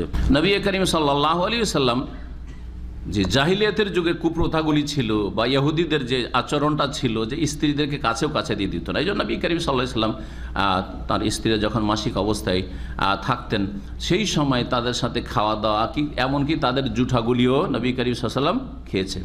অনেকে কিন্তু স্ত্রীকে জুঠা খাওয়াবে, কিন্তু স্ত্রী জুঠা তার হয়তো রুচি হবে না। নবী সাল্লাল্লাহু আলাইহি ওয়াসাল্লাম কি করতেন? সহিহ বুখারীতে হাদিস রয়েছে, বলছেন যে কুনতু, আয়েশা রাদিয়াল্লাহু বলছেন, কুনতু আতারাকুল আরক, আমি হাড্ডি, যে হাড্ডিগুলিতে গোশত লেগে থাকে সেগুলি আমি খেতাম, দাঁত দিয়ে কামড়িয়ে খেতাম, দাঁত দিয়ে ছুটিয়ে খেতাম। ওয়ানা হায়েজুর, ঋতুবতী অবস্থায়। ফা উতিয়াহু নবী সাল্লাল্লাহু আলাইহি ওয়াসাল্লাম, তারপরে নবী করিম সাল্লাল্লাহু আলাইহি ওয়াসাল্লামকে দিয়ে দিতাম। ফায়াদাউ ফামাহু ফিল মাউদি আল্লাযী ওয়াদাতু ফামি ফিহি, সেই জায়গায় তিনি তার মোবারক মুখ রাখতেন এবং ছুটিয়ে খেতেন সেই গোশতগুলি যেখান থেকে আমি ছুটিয়ে খেয়েছি। ওয়াশরাবু শারাব, আর আমি কোনো গ্লাসে বা পেয়ালাতে পানি পান করতাম, পাত্রে, ফাউনাওয়েলুহু, তারপরে নবী সাল্লাল্লাহু আলাইহি ওয়াসাল্লামকে সেই পাত্রটি গ্লাসটি দিয়ে দিতাম, কিছু পানি থাকতো। ফায়াদাউ ফামাহু ফিল মাউদি আল্লাযী কুনতু আশামিনহু, সেই জায়গাতেই মুখ রেখে পানি পান করতেন, যেই জায়গাতে মুখ দিয়ে আমি পান করেছি সাল্লাল্লাহু আলাইহি ওয়াসাল্লাম। এইভাবে স্বামী স্ত্রীর মাঝে যে ভালোবাসাকে এগিয়ে নিয়ে যাওয়া, স্বামী স্ত্রীর মাঝে যে আন্তরিকতা এবং সুসম্পর্ক কেমন করে কায়েম হবে তার বাস্তব রূপ দিয়েছেন রাসূলুল্লাহ সাল্লাল্লাহু আলাইহি ওয়াসাল্লাম কাজের মাধ্যমেও। তারপরে মহান আল্লাহ ইরশাদ করছেন কসম সম্পর্কে। আরবরা এমনিতে কসম বেশি করে, এখনও জানেন আপনারা, তাই না? কসম বেশি করে। তো এই কসম সম্পর্কে আল্লাহ রাব্বুল আলামিন একটু সতর্ক করেছেন যে বেশি বেশি কসম করাটাও ভালো না, একটা দিক। আর কসমের ক্ষেত্রে সামনে আসছে যে অনিচ্ছাকৃত কোনো কসম যদি শপথ হয়ে যায় তাহলে তার ওপর আল্লাহ ধরবেন না, তিরস্কার করবেন না বা গুনাহ হবে না। তবে ইচ্ছা করে অন্তরে সংকল্পের সাথে কোনো কসম যদি হয় তাহলে তার উপরে ধরবেন। যদি মিথ্যা কসম হয় তাহলে কাবিরা গুনাহ। মিথ্যা কসম হলে আপনি জানছেন অতীতে একটা কিছু ঘটেছে একরকম, আর আপনি বলতে চাইছেন আর একরকম, আর উপরে মিথ্যা কসম করে নিচ্ছেন, তাহলে এটা হচ্ছে ইয়ামিনে গমুস বা মিথ্যা কসম, যেটা জাহান্নামে নিয়ে যাবে। নবী করিম সাল্লাল্লাহু আলাইহি ওয়াসাল্লামের হাদিস রয়েছে, জেনে শুনে যদি কেউ মিথ্যা কসম করে। আর একটা কসম হচ্ছে অনিচ্ছাকৃত কসম করা, হঠাৎ করে মুখ দিয়ে বেরিয়ে যাওয়া, বা আপনি ধারণা করছিলেন হয়তো যে এটাই ঠিক কিন্তু আসলে ঠিক না, এরকম হয় না অনেক সময়? ধরেন একটা কোনো ঘটনার ক্ষেত্রে কেউ এসে বলছে আপনাকে, আরে ভাই জানেন আজকাল নাকি উমরাতে ট্যাক্স লাগছে, শুনছেন না? উমরাতে ট্যাক্স লাগছে।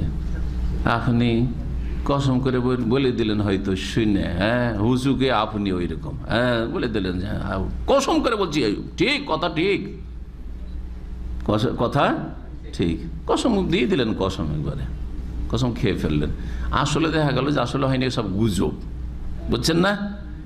এটাও হচ্ছে অনিচ্ছাকৃত। আপনি ইচ্ছা করেই কসম খেয়েছেন কিন্তু আপনার ধারণা যে কথাটা আসলে ঠিক। একটা উদাহরণ দিলাম, এইরকম যে কোনো ক্ষেত্রে হইতে পারে। তো একটা জিনিসকে ঠিক মনে করে কসম করলেন, আসলে ঠিক না। তো এইটা যেহেতু আপনি ইচ্ছা করে আপনি এই অপরাধটা করেনি, সেজন্য এইটাও লাগো বা ওয়াসার কসম, এর উপর আল্লাহ ধরবেন না। তো দ্বিতীয় রকমের কসম হচ্ছে কাসামে বা ইয়ামিনে লাগো, ইয়ামিনে গমুস, মিথ্যা কসম করা অতীতের কোনো কিছুর ওপর। আর একটা হচ্ছে ইয়ামিনে লাগো মানে ওয়াসার অনার্থক কসম।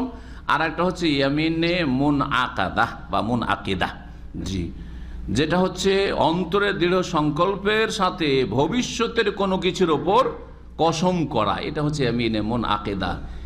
এই কসম যদি করেন তাহলে কসম যখন করে নিয়েছেন আর সেই কসমটা পূর্ণ করায় কোনো অসুবিধা নেই আর কোনো পাপও নেই, তাহলে আপনি কন্টিনিউ করেন। যেমন আপনি বলে দিয়েছেন যে আমি আল্লাহর কসম জীবনে পান খাবো না, ঠিক না? তো পান খেতে হবে নাকি? সুন্নাত না মুস্তাহাব? বরং না জায়েজের কাছাকাছি। আর জর্দা হইলে তো না জায়েজ। কথা বোঝা গেছে? অর্থের অপচয়। তো আপনি এর উপর কন্টিনিউ সারা জীবন আর পান খেলেন না, অসুবিধা আছে কিছু?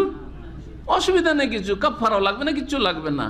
আপনি আল্লাহর কসম আমি জীবনেও এই সমুদ্র বীচ যাবো না, ফালতু জায়গা যাওয়া জরুরি কোনো সওয়াবের কাজ? সুতরাং সারা জীবন সবাই যাচ্ছে, চলো চলো, আমি যাবো না ভাই, আমি কসম করে নিচ্ছি আমি যাবো না, অসুবিধা আছে? যাবো না, ঠিক না? কিন্তু একটা কোনো নেকির ক্ষেত্রে নেকির কাজ করবো না বলে যদি কসম করে নেন, আল্লাহর কসম এত খারাপ লোকের সাথে জীবনে কথা বলবো না, হ্যাঁ এই লোকটার অনেক উপকার করেছে, আমি জীবনেও ধার দেবো না, আল্লাহর কসম। আর পরে ধার দেব না কথাটা ভালো না ধার দেব কথাটা ভালো? দেব কথাটা ভালো। যদি উঠে যাওয়ার সম্ভাবনা থাকে যে না দিয়ে দিবে লোকটা, তাহলে মরে যাওয়ার সম্ভাবনা দিয়ে না আপনি। তো এইরকমই আল্লাহর কসম, একে অনেক খাওয়িয়েছি, আমার ছোট ভাইটাকে অনেক খরচ করেছে ওর পেছনে, একটা পয়সার খরচ করব না। তারপরে এমন করে ধরলো, মাও ধরলো, বাবা ধরলো, বা ওই ভাই ভুল স্বীকার করলো, ভাই আমাকে কোন রকম করে বিদেশ নিয়ে চলো, কিছু টাকা পয়সা দিয়ে উপকার করে একটা ব্যবসার ব্যবস্থা করো, দিয়ে দিলেন। তাকে দেওয়া ভালো না না দেওয়া ভালো? তাহলে এখানে কসম ভঙ্গ করা উচিত। সুতরাং কসমটা ভেঙে দেন আর আপনি নেকির কাজটা করেন। আর কসম যে ভাঙলেন সেজন্য কি করবেন? কাফারা দিয়ে দেন। বোঝা গেছে না? যদি গুনহার কাজের উপরে কসম করেন, আল্লাহর কসম আমি মাজারে যাব, যদি কেউ বলে দেয় মাজারে যাওয়া যাবে না, হারাম। অনেকে মনে করে মাজার আমি যদি শিরক না করি অসুবিধা কি? হ্যাঁ, অসুবিধা আছে। শিরক না করলেও সেখানে ভিড়ভাড় করা বিদআত, আর সেখানে গিয়ে আপনি অন্যায়ের প্রতিবাদ করতে পারছেন না। অন্যায়ের প্রতিবাদ করা ফরজ। মান রাআ মিনকুম মুনকারান ফালিয়ুগাইয়িরহু। শিরক সবচেয়ে বড় অপরাধ, শিরক হচ্ছে সবচেয়ে বড় অপরাধ। ওখানে দেখছেন আপনি কেন, আমরাও যদি যাই সেখানে গিয়ে কিছুই বলার নেই, বললে হয়তো সেখান থেকে সহি সালামত ফেরা মুশকিল। যদি বলেন যে আপনারা শিরক করছেন, ঠিক না? তাহলে ওখানে যাবেন আর শিরক দেখতে থাকবেন, আর শিরকের পাশ দিয়ে অতিক্রম করবেন, একটা কিছু বলতেও পারছেন না, আর বল প্রয়োগ কথা দূরের কথা, মুখের কথা মুখ খুলতেও পারছেন না, আর আপনি দেখতে যাবেন গুনাহতে শরীক না। আল্লাহর গজব নামছে সেখানে, কোনো আল্লাহর রহমত নাই সেখানে। যেখানে শিরক হচ্ছে সেখানে আল্লাহর সবচেয়ে বড় গজব নামছে। আপনি কেন যাবেন সেখানে? তারপরে বিদাতীদের সংখ্যা বাড়াচ্ছেন, আপনি শিরককারীদের সংখ্যা বাড়াচ্ছেন, তাদের সাপোর্ট করা হচ্ছে। সুতরাং অনেকে মনে করেন আমি তামাশা দেখতে যাচ্ছি না, তামাশা দেখতে যাওয়া জনগণের জন্য জায়েজ নাই। কোনো আলেমে দিন, কোনো দায়ী আল্লাহ, যদি কোনো ইসলামের বক্তা যদি মনে করে যে আমি চোখে দেখে এসব মানুষকে সতর্ক করব, সেই জন্য একবার যাব, তার জন্য হয়তো জায়েজ হইতে পারে। হ্যাঁ, কারণ যদি কেউ জিজ্ঞাসা করে ফেলে আপনি যে বলছেন যে ওখানে সিজদা হয়, ওখানে তওয়াফ হয়, তো আপনি নিজে দেখেছেন? তো বলতে পারবো না না দেখলে, তাই না? সুতরাং একবার যাবে, মাঝে মাঝে যাবে না। একবার গেল, দেখে নিয়েছে, যথেষ্ট হয়ে গেছে। অথবা আশপাশ দিয়ে যাচ্ছিল, দেখে নিল যে কি তামাশা এরা করছে, শিরক কুফরি করছে, যথেষ্ট। জি হ্যাঁ, আপনি যদি বললে থাকেন যে আমি আল্লাহর কসম মাজারে যাব, বা মাজারে কি করবে, একটা চাদর চড়াবো, চড়ানো জায়েজ? শিরক। এই শিরক বিদআত যখন করা হারাম, তখন আপনাকে কি করতে হবে? কসমটা কি করতে হবে? ভাঙা ফরজ, কসম ভঙ্গ করা ফরজ। যখন কসম ভঙ্গ করবেন তো কি করতে হবে? কাফারা দিতে হবে। যে কাফারার কথা কোথায় রয়েছে? সূরা মায়েদার আয়াত নম্বর 89। এখানে রয়েছে যে কসমের ব্যাপারে, সেটা হচ্ছে যে ভালো কাজ করব না বলে কসম করে নেওয়া। ভালো কাজ করব না বলে কসম করে নেওয়া আল্লাহ রাব্বুল আলামিন নিষেধ করছেন।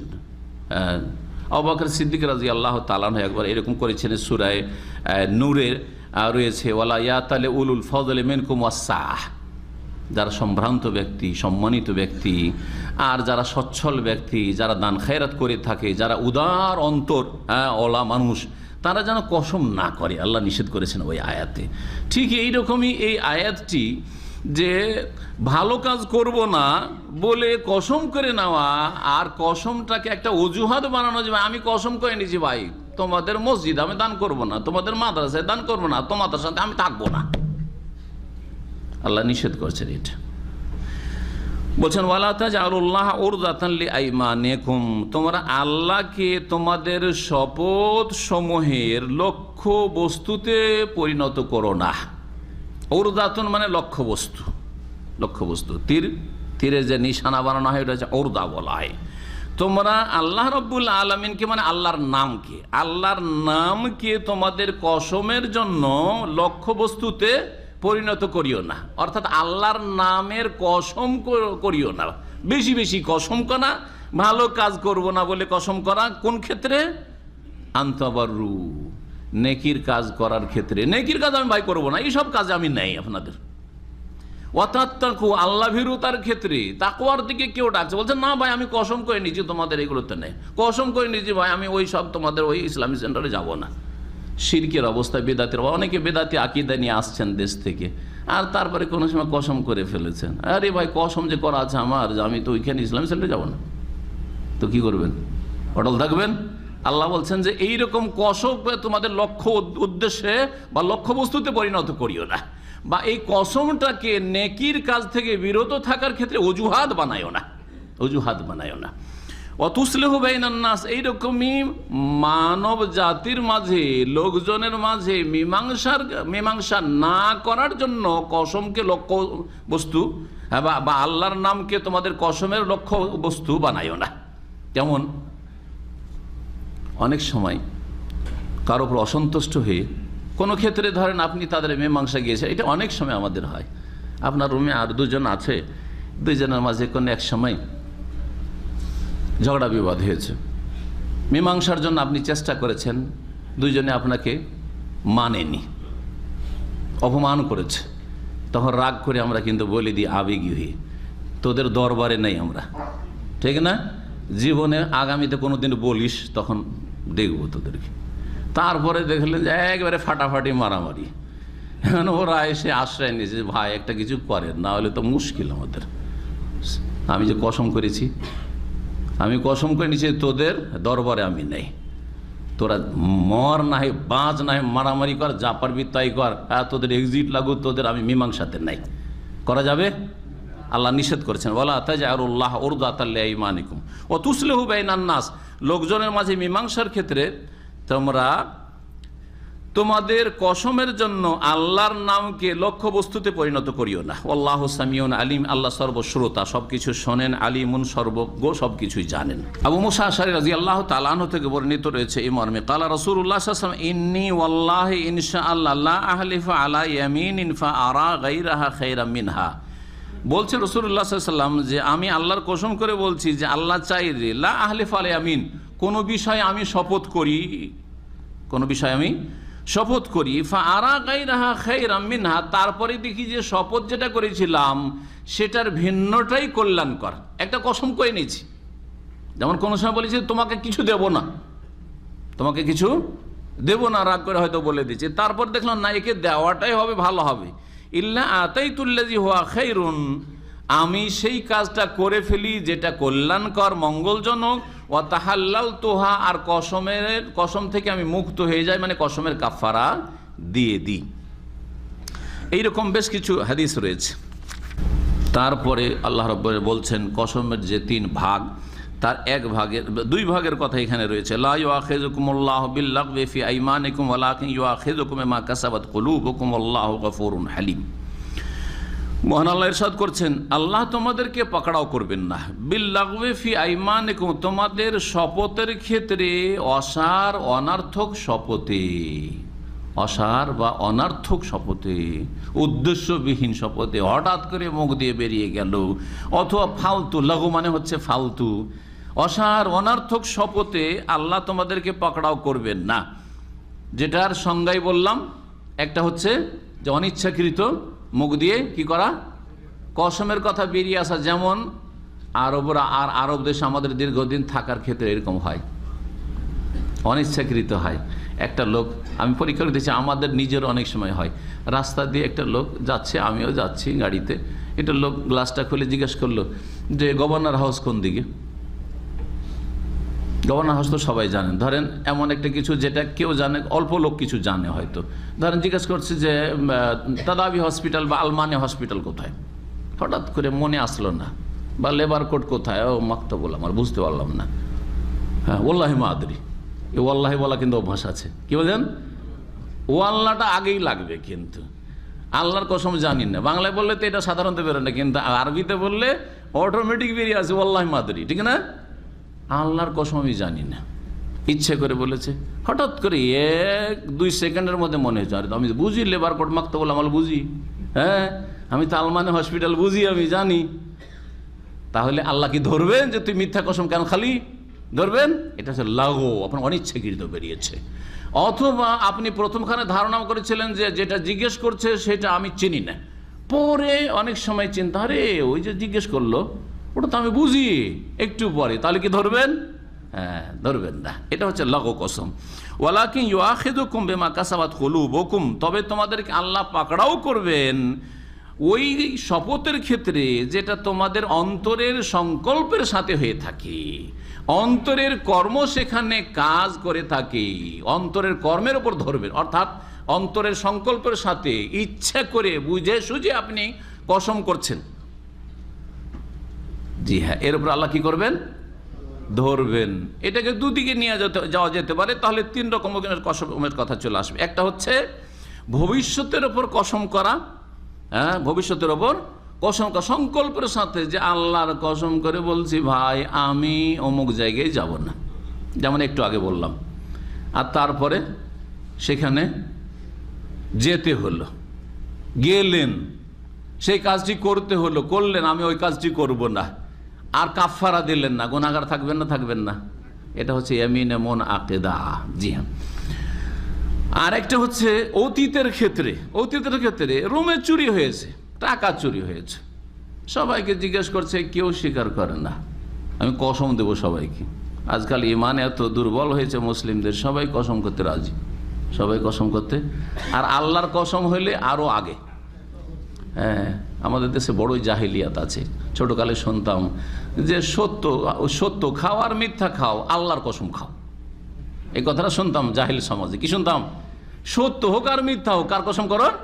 আল্লাহর কসম করো। কিন্তু বাপের কসম, মায়ের কসম, দানা ছুঁয়ে কসম, ছেলের গায়ে হাত দিয়ে কসম, মিথ্যা করা যাবে না, যাবে সব সর্বনাশ হয়ে যাবে। শিরক, বড় শিরক, এটা ছোট শিরক না। গায়রুল্লাহর কসম করা শিরক, ছোট শিরক হইতে পারে, কিন্তু আপনি এখানে আল্লাহর শানকে, আল্লাহর মর্যাদাকে ছোট মনে করলেন আপনার ছেলে মেয়ে বাপ মায়ের কাছে, আপনার রুজির কাছে। জি হ্যাঁ, বড় শিরক, বড় কুফরি, আউযুবিল্লাহ। তারপরে আরেকটু গুরুত্ব বাড়বে যদি বেদাতি কসম করা হয়। কোরআন ছুঁয়ে কসম বলতে হবে তোকে। হ্যাঁ, কোরআনের কসম করতে হবে, তাহলে গুরুত্ব বাড়বে। কোরআনের কসম করা যাবে কিনা এটা আরেকটা মাসআলা। কোরআনের কসম যদি সূক্ষ্মভাবে বিষয়টা বোঝা যায়, কোরআন মানে কালামুল্লাহ, আল্লাহর গুণ, আল্লাহর সিফাত, তো আল্লাহর সিফাতের কসম করা যাবে না। আল্লাহর রহমতের কসম, কেউ যদি আল্লাহর রহমতের কসম, জায়েজ কি জায়েজ নয়? হ্যাঁ জায়েজ, জি হ্যাঁ। আল্লাহর বাণীর কসম, কালামুল্লাহর কসম জায়েজ। আল্লাহর বাণী, আল্লাহর গুণ, কালামুল্লাহ, আল্লাহ কথা বলেন, কথা বলেছেন মুসা আলাইহিস সালামের সাথে। কোরআনে কারীম আল্লাহর কালাম, তো আল্লাহর বাণীর কসম বলে যদি আকীদা বুঝে তাওহীদুল আসমা ওয়াস সিফাত, আর এই অর্থেই যদি সেই কসম হয়ে থাকে যে আমি কোরআনে কারীম কসম করছি, মানে কোরআনের এই যে খাতা কপির কসম করছি না, এই যে আপনার লিখাগুলির কসম করছি না, আপনার এই পাতাগুলির কসম করছি না, বরং কিসের কসম করছি? আল্লাহর যে বাণী, আল্লাহর গুণ, তার কসম করছি, তাহলে তো জায়েজ। যেমন আল্লাহর রহমতের কসম, আল্লাহর ইজ্জতের কসম, হ্যাঁ, আল্লাহর দয়া, আর যে কিছু, আল্লাহর মার্জনার কসম, যা বলবেন তাই বলেন। আল্লাহর কুদরতের কসম, জি না, না বাইতুল্লাহ তো সৃষ্টি, ওটা তো ইট পাথর, সুতরাং বাইতুল্লাহর কসম সেটি জায়েজ নয়। হ্যাঁ, বাইতুল্লাহ রবের কসম, ওয়ারাব্বিল কাবা, সাহাবীরা কি বলতেন? ফুজতো ওয়ারাব্বিল কাবা, কাবার রবের কসম, কিন্তু ওয়াল কাবা না, সেটা জায়েজ নয়। তো আল্লাহর গুণের কসম করা যাবে, যেমন আল্লাহর নামের কসম করা যাবে, ওয়াল্লাহি আল্লাহর কসম, রহমানের কসম, রহিমের কসম, গাফফারের কসম, জি হ্যাঁ, জাব্বারের কসম করা যাবে। তো এই অর্থে যদি হয়তো ঠিক আছে, কিন্তু অধিকাংশ মানুষ কি এটা বুঝে, জনগণ বুঝে যে এই কোরআনটার কসম করছে, যে কোরআনটা হাতে নেই, হ্যাঁ তুই কোরআনের কসম কর, তার মানে এই যে এতে আপনার কাগজগুলি আছে, পেপার আছে, আর যে কালি লেখা আছে, এটার কসম, তো এটা তো সৃষ্টি, যেটা যদি হয় তাহলে জায়েজ নয়। সুতরাং ওলামারা বলেছেন যে জায়েজ হইলেও সতর্কতামূলক এইরকম কসম থেকে বেঁচে থাকতে হবে, সতর্কতামূলক এইরকম কসম থেকে বেঁচে থাকতে হবে। আর আল্লাহর কসম অথবা আল্লাহর গুণের কসম করেন, এটা হওয়া উচিত। আর কোরআন হাতে ধরাবেন এইরকম কেনই বা করবেন? এতে ইহুদি খ্রিস্টানদের অনুকরণও রয়েছে। বাইবেল হাতে নিয়ে শপথ করায়, কেউ বেদ হাতে নিয়ে শপথ করায়, আর আপনার কোরআন হাতে নিয়ে শপথ করাচ্ছেন, তাদের তাকলিদ না, অন্ধ অনুকরণ না। সুতরাং সেটা থেকেও বেঁচে থাকা উচিত। তো কসম কত প্রকার বললাম? 3 প্রকার। অতীতে যা ঘটে গেছে, হ্যাঁ ঘরে চুরি হয়েছে, কেউ স্বীকার করছে না, আর নিয়েছে, আসলে চোর চুরি করেছে, ও কসম করে নিল সবার দেখা দেখি, আমাকেও বাঁচতে হবে, সবাই তো কসম করেই নিল, আমি যদি বলি আমি কসম করব না তো ধরা খেয়ে যাবো, তার মধ্যে আমিও কসম। তাহলে এটাকে কি বলা হয়? ইয়ামিনে গমুস, মানে ডুবিয়ে দেওয়া কসম। গমুস মানে ডুবিয়ে দেওয়া, এমন কসম, এমন শপথ যেটা ডুবিয়ে দেবে। কিসে ডুবিয়ে দেবে? ইয়াগমেসু ফি নারে জাহান্নাম, জাহান্নামের আগুনে ডুবিয়ে দেবে। জি হ্যাঁ, নবী করিম সাল্লাল্লাহু আলাইহি ওয়াসাল্লাম বলেছেন যে মিথ্যা কসম খাই সে জাহান্নামে যাবে, জান্নাতে যাবে। আল্লাহু গফুরুন হালিম, আল্লাহ রাব্বুল বড় মার্জনাকারী এবং সহনশীল বা সহিষ্ণু। তারপরে মাসআলা রয়েছে স্বামী স্ত্রীর আর একটি মাসআলা, সেটা হচ্ছে ইলার মাসআলা। লিল্লাযিনা ইউলুনা মিন নিসাইহিম তারাব্বুসু আরবাআতি আশহুর ফাইন ফাউ ফাইনাল্লাহা গফুরুর রহিম ওয়া ইন আযামুত তালাক ফাইনাল্লাহা সামিউন আলিম। আল্লাহ বলছেন ওই সব লোকদের জন্য বলা হচ্ছে যারা তাদের স্ত্রীদের সাথে ইলার শপথ করে। কিসের শপথ? ইলা মানেই শপথ করা, কিন্তু বিশেষ ধরনের শপথ কসম। ইলার কসম করে তাদের জন্য কতদিনের মেয়াদ নির্ধারিত করা হইল? বলছে তারাব্বুস আরবাতি আশহুর, 4 মাসের অবকাশ দেওয়া হইল। 4 মাসের অবকাশ দেওয়া হলো, তার বেশি না। ফাইন ফাউ, তারপরে যদি তারা ফিরে যায়, স্ত্রী স্বামীর দিকে ফিরে গেল, ফিরিয়ে নিল কসম করার পরে, তো ফাইনাল্লাহ গফুরুর রহিম, আল্লাহর উপরে বড় মার্জনাকারী, বড় দয়ালু। ওয়াইন আজামুত তালাক, আর যদি তালাক দেওয়ার দৃঢ় সংকল্প হয়, ফাইনাল্লাহ সামিউন আলিম, তাহলে নিশ্চয় আল্লাহ রাব্বুল আলামিন সর্বশ্রোতা, সর্বজ্ঞ, সবকিছুই শোনেন আর সবকিছুই জানেন। এখন আসল মাসআলায় আসি। ইলা মানে, ইলার শাব্দিক অর্থ কি বললাম? আলা ইউলি, ইলান মানে কসম করা, হালাফা, হলফের অর্থে।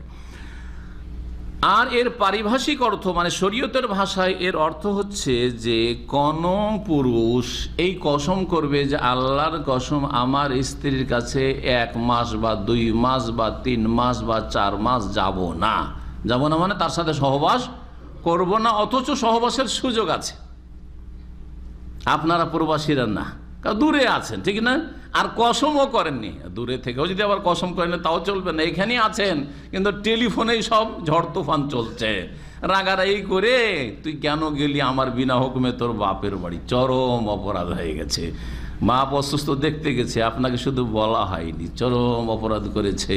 অনেকে তো তালাকি দিয়ে ফেলেন, হ্যাঁ, আর অনেকে হয়তো কসম করবে তোর সাথে 4 মাস কোনো যোগাযোগ নেই, কসম, জি, ইলা করে ফেললেন। তো দূর থেকেও যদি ইলা করেন তো ইলা হয়ে যাবে।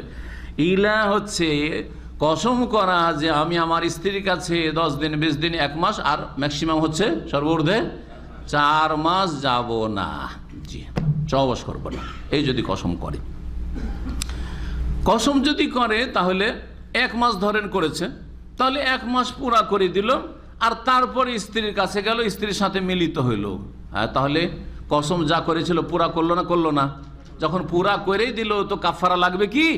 কাফারা লাগবে না, বোঝা গেছে, কাফারা লাগবে না। কিন্তু 1 মাসের কসম করে ফেলেছে রাগে, আর তারপরে ছুটিতে গিয়েছে, 1 মাসের ছুটিতে গিয়েছে, আর ছুটিতে 1টা মাস ছুটি, আর রাগ করে 1 মাসের ইলা করে ফেলেছে, তার মানে স্বামী স্ত্রী বিনা সাক্ষাতে বিদায়, বিনা সাক্ষাতে আবার ছুটি কাটিয়ে বিদায়। এখন কি করতে হবে? কসম তো ভাঙতেই হবে, ঠিক না, কসম ভাঙতে হবে। তো কসম ভাঙলে কি করতে হবে?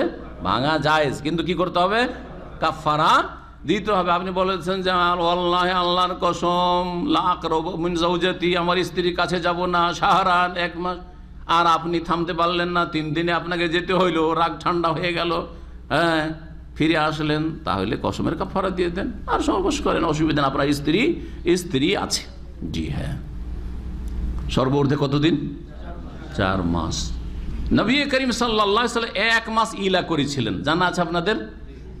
1 মাস সহিহ বুখারীতে আছে, সহিহ মুসলিমে, প্রত্যেকটি প্রায় হাদিসের কিতাবে রয়েছে। আলা রাসূলুল্লাহ মিন নিসাই শাহরান, রাসূলুল্লাহ সাল্লাল্লাহু আলাইহি ওয়াসাল্লাম নিজের স্ত্রীদের সাথে ইলা করেছিলেন যে আল্লাহর কসম, আমি আমার স্ত্রীদের কাছে যাব না 1 মাস, জি হ্যাঁ। আর তারপর স্ত্রীরা নিচু তলাতে, ওপরে বিশেষ একটা কক্ষে নবী সাল্লাল্লাহু আলাইহি ওয়াসাল্লাম একা হয়ে গেলেন, সেখানে দরজা বন্ধ, কোনো স্ত্রী যেন আমার কাছে না আসে, আর আমি কোনো স্ত্রীর ঘরে যাব না।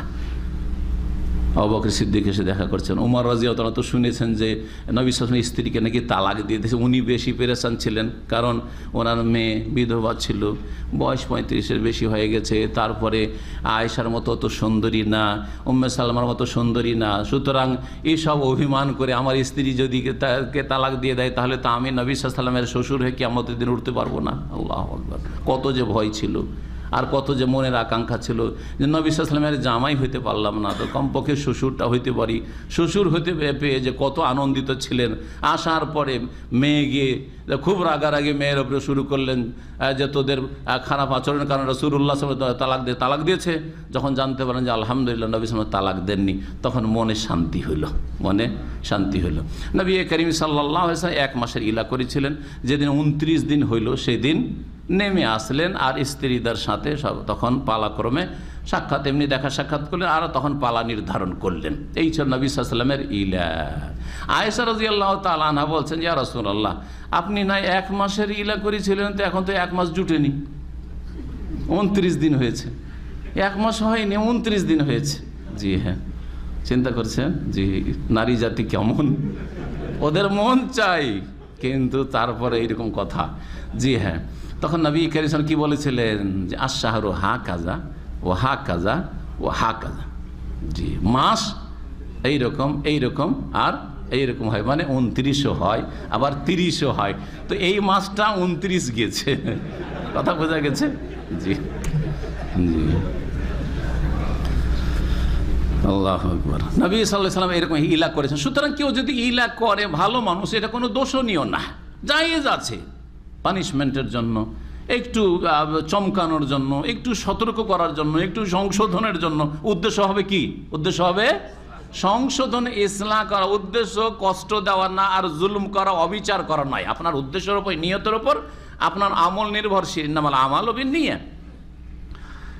4 মাস সর্বঊর্ধ্বে আপনি কসম করতে পারেন, 4 মাসের বেশি করা জায়েজ নয়। যখন 4 মাস পুরা হয়ে যাবে তারপরেও স্ত্রীর কাছে যাচ্ছে না, ও রাগ ঠান্ডা হচ্ছে না, যদি এরকম হয় তখন মুসলিম সরকার বা মুসলিম সরকারের আদালত বাধ্য করবে ওই স্বামীকে। এই কথা আল্লাহ কোরআনে কারিমে বলছেন এই আয়াতে। এখন বুঝুন কি করবে, যে হয় এইটা না হয় ওইটা। কোনটা? হয় ফিরিয়ে নাও আর না হলে তালাক দাও। ও বলছে আমি ফিরিয়েও নিব না আর তালাকও দিব না, এরকম ঝুলিয়ে রাখবো, চলবে? আচ্ছা, না, চলবে না। আল্লাহ কি বলছেন শোনেন। এখন আসুন আয়াতে বলছেন যে ফাইন ফাউ 4 মাস ঊর্ধ্বে তারা বসো, আর বাতি আসর 4 মাসের অবকাশ দেওয়া হলো। ফাইন ফাউ, তারপরে যদি ফিরে আসে, 4 মাস হয়ে গেছে, স্ত্রীর কাছে ফিরে চলে আসলো, স্ত্রীর সাথে মিলিত হইলো, ফাইনাল্লাহ গফুরুর রহিম, ভুল ত্রুটি আল্লাহ মাফ করবেন, ঠিক করেছে। ওয়াইন আজামুত তালাক, আর যদি বলেন 4 মাস পরেও আমি আমার স্ত্রীকে চাই না, জি হ্যাঁ, কারণ ও সোজা হয়নি 4 মাসেও, তাহলে তালাকের সংকল্প করেছো, তালাক দাও, তালাক দিয়ে দাও। ফাইনাল্লাহ সামিউন আলিম, আল্লাহ সবকিছু শুনছেন এবং সবকিছুই জানছেন। দুটোর একটা করতে হবে। এই আয়াত দ্বারা ফিকহি একটি মাসআলা প্রমাণিত হয়, যে মাসআলায় ইখতিলাফ রয়েছে ফুকাহায়ে কেরামদের মাঝে। শাফিঈ, মালিকি আর হাম্বলি এবং আহলে হাদিস মুহাদ্দিসিন, তাদের মত হচ্ছে যে 4 মাস হওয়ার পরে সাথে সাথে তালাক হবে না অটোমেটিকলি, বরং তারপরে সেই স্বামী হয় স্ত্রীকে ফিরিয়ে নেবে আর না হলে তালাক দিতে হবে, তাহলে তালাক হবে, তালাক দিতে হবে, তাহলে তালাক হবে। পক্ষান্তরে হানাফি মাযহাব বলছে যে যেমনই 4 মাস শেষ হবে তেমনই কি হয়ে যাবে, তালাক হয়ে যাবে, আর তালাক দেওয়াই লাগবে না। মুজাররাদে ইলা বলছে, মুজাররাদুল ইলা তালাকুন, ইলা যদি এই ইলার কসম করি আর 4 মাস পূর্ণ করে দেয়, তাহলে স্ত্রী কি হয়ে যাবে, বিচ্ছিন্ন হয়ে যাবে, তালাকে বায়েন হয়ে যাবে তাদের কাছে। কোরআনে কারীমের বাকভঙ্গিমা কি বলে এখন শুনেন। কোরআনে কারীম কি বলে, 4 মাস অবকাশ দেওয়া হলো, তারপরে ফাইন ফাউ, যদি ফিরে তাহলে বোঝা গেল ফিরার অবকাশ আছে, আর যদি না ফিরে, তারপরে আয়াতে বলছেন 227 নম্বর, ওয়াইন আজামুত তালাক, আর যদি তালাকের জন্য সংকল্প করে, তাহলে বোঝা গেল তালাক দেওয়া লাগবে নিয়ত করে, বোঝা গেছে। বিনা নিয়তে তালাকের নিয়ত নেই, আর 4 মাস একদিন হয়ে গেছে, আর মুফতি সাহেব হানাফি এসে ফতোয়া দিল যে তোমার বিবি তালাক হয়ে গেছে, শেষ হয়ে গেছে, কারণ 4 মাস একদিন হয়ে গেছে, এটা চলবে না, আয়াতের খেলাফ, বোঝা গেছে কিনা? জি হ্যাঁ। তো আয়াতেই রদ রয়েছে, খণ্ডন রয়েছে এই ফতোয়ার। তারপরে চলুন, মহান আল্লাহ বলছেন ওয়াল মুতাল্লাকাতু ইয়াতারাব্বাসনা বিআনফুসিহিন্না সালাসাতা কুরু, আয়াত নম্বর 228। তালাক প্রাপ্তাদের বিধান, যেসব মহিলাদেরকে তালাক দেওয়া হয় তাদের বিধান এবং তাদের ইদ্যতের বিধান। বলছেন মহান আল্লাহ, তালাক প্রাপ্তা নারীরা ইয়াতারাব্বাসনা বিআনফুসিহিন্না, প্রতীক্ষা করবে, মানে ইদ্যত কাটাবে, সালাসাতা কুরু, 3 করু, 3 করু, 3 মাসিক অথবা 3 পবিত্রতা, 3 মাসিক অথবা 3 পবিত্রতা। করুনের বহুবচন। এই করুর অর্থ দুটি হয়ে থাকে, আরবিতে বা যে কোনো ভাষাতে, যে কোনো ভাষায়, তার মধ্যে আরবি ভাষাও, যে কোনো ভাষায় আমরা একটা কথা বলি প্রতিশব্দ। কি বলি? প্রতিশব্দ। কোনটাকে বলা হয়? শব্দ দুটা না শব্দ একটা? প্রতিশব্দ কোনটাকে বলা হয়? যেটার শব্দ দুইটা আর অর্থ একটা, ঠিক না? শব্দ দুটো আর অর্থ হচ্ছে একটা, দুই বা তার বেশি, কয়েকটা শব্দ কিন্তু সবগুলির অর্থ হচ্ছে এক। এটাকে প্রতিশব্দ বলা হয়, মুতারাদেফ। এটাকে আরবিতে কি বলা হয়? মুতারাদেফ বা মুরাদেফ বলা হয়। আর এর বিপরীত আরবিতে বলা হয় মুশতারিক। কি বলা হয়? বা মুশতারিক বা মুশতারাক, মানে এমন একটা শব্দ। এর বিপরীত হলো শব্দ হচ্ছে একটা আর অর্থ হচ্ছে দুটো বা তার বেশি, ততোধিক, হ্যাঁ, একাধিক। শব্দ এক আর অর্থ হচ্ছে একাধিক। তো করু শব্দটি হচ্ছে লফজে মুশতারিক বলছে, মুশতারাক। এমন শব্দ যেই শব্দের দুটি অর্থ রয়েছে, একটা হচ্ছে মাসিক হাইজ, করু মানে হচ্ছে হাইজ মাসিক, আর করু মানে হচ্ছে দুই মাসিকের মাঝখানে যে নারীদের পবিত্রতার পিরিয়ডটা রয়েছে সেটাকেও কি বলা হয়? করু বলা হয়। এখন এই করুর অর্থ নিতে গিয়ে উলামায়ে কেরামরা দ্বিমত করেছে। ইমাম মালিক রহমতুল্লাহ আলাইহি আর অন্যান্য ফুকাহায়ে কেরামরা এটাকে নিয়েছেন যে এটা তোহরের অর্থে, পবিত্রতার অর্থে। করু মানে এখানে তিন পবিত্রতা। আর বাকি ফুকাহারা অনেকেই তারা নিয়েছেন এর মানে হচ্ছে হাইজ মাসিক। তাহলে অর্থ কি হবে? দুই রকম করে অর্থ করেন, এই জন্য দুই রকম অর্থ করলাম। তালাক প্রাপ্তা নারীরা ইয়াতারাব্বাসনা বিআনফুসিহিন্না, নিজেদের ক্ষেত্রে প্রতীক্ষাই থাকবে, মানে ইদ্যত কাটাবে। সালাসাতা করু, তিন মাসিক, তিন হাইজ অথবা তিন তোহর পবিত্রতা। বুঝা গেছে কিনা? দুটোই জায়েজ আছে, দুটোই অর্থ নেওয়া জায়েজ আছে, কারণ আরবি ভাষাতে দুটোই ব্যবহার, এবং সালাফগণ থেকে এইরকম ইখতিলাফ চলে আসছে, সুতরাং এতে বড় আপত্তির কথা নয়। কিন্তু এই ক্ষেত্রে দেখতে হবে যে নারী জাতির সুবিধা কোনটাতে, নারীদের জন্য বা দাম্পত্য জীবনের সুবিধা কোনটাই। জি হ্যাঁ, ইদ্যত কাটাইতে হবে কতদিন? 3 মাসিক অথবা 3 পবিত্রতা। আচ্ছা, তালাক দেওয়ার ক্ষেত্রে মনে রাখবেন যে মাসিক অবস্থায় তালাক দেওয়া হারাম, মাসিক অবস্থায় তালাক দেওয়া হারাম। তালাক দিতে হবে ফালিউতাল্লিকহা তাহিরান আও হামিলান। নবী করিম সাল্লাল্লাহু আলাইহি ওয়াসাল্লাম আব্দুল্লাহ বিন উমরের তালাকের ঘটনায় বলেছেন উমর রাদিয়াল্লাহু তাআলা আনহুকে যে যেন ইবনে উমর যদি তালাক দিতে হয় তাকে, তাহলে সে যেন তালাক দেয় স্ত্রীকে তাহিরান, পবিত্র অবস্থায়, অর্থাৎ মাসিক থেকে পবিত্র হওয়ার পরে যেন কোনো সহবাস না হয়। সহবাস হয়ে গেলে বাচ্চা পেটে ধরার বা গর্ভধারণের আশঙ্কা রয়েছে। পেটে বাচ্চা নিয়ে তালাক নিয়ে যাবে আর স্বামীর সাথে সম্পর্ক ছিন্ন হয়ে গেল, আর ওর বাচ্চা 9 মাস 10 মাস ধরে পেটে করে বয়ে নিয়ে বাড়াবে, আর এতদিন ইদ্যত কাটাবে কেন? এই জুলুম কেন করবে? সুতরাং আল্লাহ রাব্বুল আলামিন আরহামুর রাহিম নারী জাতির রহম করেছেন যে এমন পবিত্রতায় তালাক দিতে হবে যেই পবিত্রতাতে মাসিক ঋতু থেকে পাক হওয়ার পরে কোনো সহবাস হয় নাই। ভালো করে বুঝেছেন না? সুন্নতি তালাক শুনে রাখেন, সুন্নতি তালাক। আর হারাম তালাক, বেদাতি তালাক হচ্ছে হাইজের অবস্থায়, মাসিক অবস্থায় তালাক দেওয়া। বেদাতি হারাম তালাক হচ্ছে একসাথে 3 তালাক দেওয়া। তাহলে সুন্নতি তালাক হচ্ছে পবিত্রতার অবস্থা, এমন পবিত্রতায় মাসিক থেকে পবিত্র হয়ে যেন সহবাস না হয়, সহবাস না করে তালাক দেওয়া, এবং 1 তালাক দেওয়া। কত তালাক দেওয়া? 1 তালাক দেওয়া, 2, 3 নয়। আর সঠিক মতে 2, 3, 100 যদি একসাথে বলে তাহলে কোন বলতেই থাকে, তোকে 50 তালাক, 100 তালাক, 3 তালাক, সঠিক মতে 1টি তালাক হবে। আর এতেই হেকমত রয়েছে, যৌক্তিকতা রয়েছে, এবং এতেই কল্যাণ রয়েছে দাম্পত্য জীবনে, এতে নারী জাতির কল্যাণ রয়েছে, এতে স্বামীরও চিন্তার সুযোগ সুবিধা রয়েছে। একবারই 3টা গুলি ছেড়ে দিল আর হাঁ করে বসে আছে, রাগ ঠান্ডা হওয়ার পরে যাই কি করলাম, আমার ছেলে মেয়ে আছে, কি করব, আর স্ত্রীও ভালো হয়ে গেছে, হাই রে কি করব। তখন হারাম রাস্তায় এ হালালা আর হিলার রাস্তা বের করেছে এই অসৎ লোকেরা।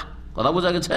জি হ্যাঁ, সুন্নতি তালাক আবার বলছি যে মাসিক থেকে পবিত্র হওয়ার পরে সহবাস না করেই 1 তালাক দেওয়া। বুঝছেন না?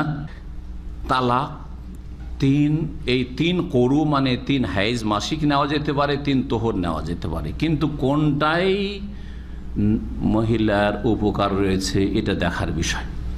যদি 3 মাসিক ধরেন তাহলে মাসিক থেকে পাক হলো, তারপরে একটা পবিত্রতা গেল, একটা পিরিয়ড গেল না, তারপরে মাসিক আসলো 1 মাসিক, তারপরে আর এক পবিত্রতা গেল, তারপরে আর এক মাসিক, তারপরে আর এক পবিত্রতা গেল, তারপরে আর এক মাসিক। 3 মাসিক পার করবে তাহলে ইদ্যত পার হবে। সময়টা ভালো করে মনে রাখেন। পক্ষান্তরে যদি মানে তোহর নেওয়া হয়, পবিত্রতা নেওয়া হয়, তাহলে মাসিক থেকে পাক হওয়ার পরেই তালাক দিয়েছে সহবাস না করে, এইটা একটা তাহারাত বললে গণ্য হয়ে গেল। ইদ্যতের একটা তাহারাত বলে গণ্য হয়ে গেল। তারপরে মাসিক আসলো, তারপরে আর একটা তাহারাত চলে আসলো, দ্বিতীয় হয়ে গেল। তারপরে মাসিক আসলো একবার, আর তারপরে তাহারাত পবিত্র হতেই কি হয়ে গেল? 3 তোহর হয়ে গেল। সুতরাং ইদ্যত কি হয়ে গেল? শেষ হয়ে গেল। এতে ইদ্যতটা কি হবে? শর্ট, সংক্ষেপ হবে। মুফাসসিরিনগণ এবং ফুকাহায়ে কেরামরা বলেছেন যে এতে নারী জাতির জন্য সুবিধা রয়েছে, কারণ অবশ্যই কেন থাকবে যে ইদ্যত পার হচ্ছে না, সুতরাং অন্য জায়গায় বিবাহ বসতে পারছে না, অথচ অন্য জায়গায় বিবাহ করার বয়স আছে, আর অনেকে তাকে বিবাহ করতে চায়, ভালো ভালো ছেলে ছুটে যাচ্ছে, ঠিক না? জি হ্যাঁ, এই জন্য এই অর্থটা নিলে ভালো। তবে যে কোনো একটা অর্থ নিয়ে ইদ্যত কাটালে চলবে, আল্লাহু আলাম। ওয়ালা ইয়াহিল্লু লাহুন্না আন ইয়াকতুমনা মা খালাকাল্লাহু ফি আরহামিহিন্না ইন কুননা ইউমিননা বিল্লাহি ওয়াল ইয়াউমিল আখির। আর নারী জাতির জন্য হালাল নয়, অর্থাৎ হারাম। কি হারাম? আন ইয়াকতুমনা, যে তারা গোপন রাখবে, লুকিয়ে রাখবে, মা খালাকাল্লাহু ফি আরহামিহিন্না, তাদের জরায়ুতে, গর্ভে যা কিছু আল্লাহ সৃষ্টি করেছেন, অর্থাৎ পেটে বাচ্চা ধরেছে অথবা ধরেনি, এটাকে যদি গোপন রাখে, এটা কার হাতে? পেটে বাচ্চা আল্লাহর হাতে তো আছে, কিন্তু কে জানছে? না, মহিলাই জানবে। মহিলা বুঝতে পারবে যে আমার পেটে বাচ্চা ধরেছে না ধরেনি। তো বাচ্চা ধরলে এক হুকুম হয়ে যাবে ইদ্যতের ক্ষেত্রে, আর বাচ্চা যদি না ধরে থাকে তাহলে আর এক হুকুম হয়ে যাবে, ঠিক কিনা? পেটে যদি বাচ্চা থাকে ওই অবস্থায় তালাক দেয়, ওই অবস্থায় তালাক দেওয়া জায়েজ। পেটে বাচ্চা থাকা অবস্থায় তালাক দেওয়া জায়েজ, কারণ নবী কারীম সাল্লাল্লাহু আলাইহি ওয়াসাল্লাম হাদিসে ফালিউতাল্লিকা তাহিরান আও হামিলান, হয় পবিত্র অবস্থায় তালাক দাও, আর না হলে পেটে গর্ভধারণ করে আছে হামেল অবস্থায় তালাক দাও। তাহলে হামাল অবস্থায় যদি তালাক দেওয়া হয় আর মহিলা প্রকাশ পায়নি, আর মহিলা দেখছে যে যদি আমি এখন বলে দিই যে আমার পজিটিভ হয়ে গেছে আর পেটে বাচ্চা ধরে গেছে, তাহলে অনেক সময় লেগে যায় ইদ্যত পার করতে। অনেক সময়, কতদিন লাগবে? বলেন? উলাতুল আহমালি আজালুহুন্না আন ইয়াদানা হামলাহুন্না, সূরা তালাক। সূরা তালাক আল্লাহ বলছেন যে গর্ভধারণকারিণীদের ইদ্যত হচ্ছে আজালুহুন্না, তাদের ইদ্যত হচ্ছে আন ইয়াদানা হামলাহুন্না, যে তারা কি করবে? গর্ভ প্রসাব করবে। যতদিন বাচ্চা ভূমিষ্ঠ না হবে ততদিন তাকে ইদ্যত কাটিতে হবে। তাহলে বেচারি মহিলা 9 মাস ধরে কি ইদ্যতে থাকতে হচ্ছে। তখন ও করলো কি? বলে যে না পেটে বাচ্চা ধরেনি। তারপরে বলে দিল যে আমার কি হয়েছে, 3টা মাসিক হয়ে গেছে বা 3 তাহারাত হয়ে গেছে, দিয়ে অন্য জায়গায় বিবাহ বসে গেল। যদি এরকম করে দেয়, আর প্রথম দিকই ছিল গর্ভধারণটা, প্রথম দিকে বিশেষ বড় 4-5 মাস হয়ে যাওয়ার পরে হলে তো হয়তো স্পষ্ট হয়ে যাবে, ধরা খেয়ে যাবে, কিন্তু প্রথম দিকে হয়তো 1-2 মাসের মধ্যে এরকম অবস্থায় ছিল। এই অবস্থায় যদি অন্য জায়গায় গিয়ে ধরেন 3 মাসের পেটে বাচ্চা আছে আর অন্য স্বামীর ঘরে চলে গেল, বিবাহ হয়ে গেল। বিবাহ হওয়ার পরে তখন আস্তে আস্তে প্রকাশ পেল যে পেটে কি আছে? গর্ভধারণ করে আছে, বাচ্চা আছে। এখন এই বাচ্চাটা কার বাচ্চা বলে স্বীকৃত হবে বলুন তো দেখি? কারণ আগের স্বামীর, শরীয়তে তো আগের স্বামীর, কিন্তু মানুষ কি বুঝবে? অবৈধ বা কি করে বুঝবে? মাত্র 3 মাস ছিল আর ওখানে গিয়ে 6 মাস পেয়ে গেছে, আর সর্বনিম্ন 6 মাস যদি বিবাহের পরে হয় আর বাচ্চা হয়ে যায় তাহলে সেটা স্বামীর। এটা মাসলা শুনে রাখেন। সর্বনিম্ন হামলের মুদ্দাত মানে গর্ভধারণের সময়সীমা হচ্ছে কত? 6 মাস। আপনি বিয়ে করলেন আর বিয়ে করার পরে 6 মাস হয়েছে আর বাচ্চা হয়ে গেল, আপনার অস্বীকার করার অধিকার নেই যে এটা আমার বাচ্চা নয়। বোঝা গেছে কিনা? আপনার স্ত্রী যদি বলে যে এটা আমার স্বামীর, আমি কোথাও অবৈধ কাজে লিপ্ত হইনি, তাহলে সেটা কার? আপনার বলে বিবেচিত হবে। বোঝা গেছে কিনা? এখন এই মহিলা যদি লুকিয়ে রেখে দেয়, আল্লাহ লুকিয়ে রাখা কেন হারাম করলেন? আসলে বাচ্চা গর্ভধারণ করেছে আগের স্বামী থেকে, কিন্তু লুকিয়ে নিয়ে এসে বিবাহ বসে গেছে, আর বিবাহ বসার পরে তারপরে বাচ্চা যখন 8-9 মাস পর হইল, বিয়ের 6 মাস পরে ধরেন হইল, বিয়ের 6 মাস 6.5 মাস পরে যখন হইল, তখন লোকেরা বা ওই মহিলা সবাই জানলো যে এটা কার সন্তান, এই নতুন স্বামীর সন্তান। এক বংশের ছেলেকে আর এক বংশে ঢুকিয়ে দিল, কত বড় অপরাধ করলো। বংশ পরিচয় একবারে কোথা থেকে কোথায় পৌঁছে দিল, যেটা কাবিরা গুনাহ, লানতের কাজ। এর ওপর অপরাধের অপরাধ হতে চললো যে এই ছেলেটা উত্তরাধিকারী হবে ধন সম্পদের কার, শরীয়তে আগের, যেহেতু আগের স্বামীর, সুতরাং আগের বংশ থেকে ধন সম্পদের ভাগ পাবে। এর ভাগ বসিয়ে দিল কোথায়, নতুন পরের স্বামীর ধন সম্পদে ভাগ বসিয়ে দিল। তার কত বড় অপরাধ করলো না। আল্লাহ পাক তাই বলছেন যে ওয়ালা ইয়াহিল্লু লাহুন্না, নারী জাতির জন্য হালাল নয়, আন ইয়াকতুমনা মা খালাকাল্লাহু ফি আরহামিহিন্না, যে তাদের জরায়ুতে বা তাদের গর্ভে যা কিছু আল্লাহ সৃষ্টি করেছেন তা তারা গোপন রাখবে, লুকিয়ে রাখবে। ইন কুন্না ইউমিন্না বিল্লাহি ওয়াল ইয়াউমিল আখির, তারা যদি আল্লাহ এবং পরকালে ঈমান রাখে, বিশ্বাসী হয়।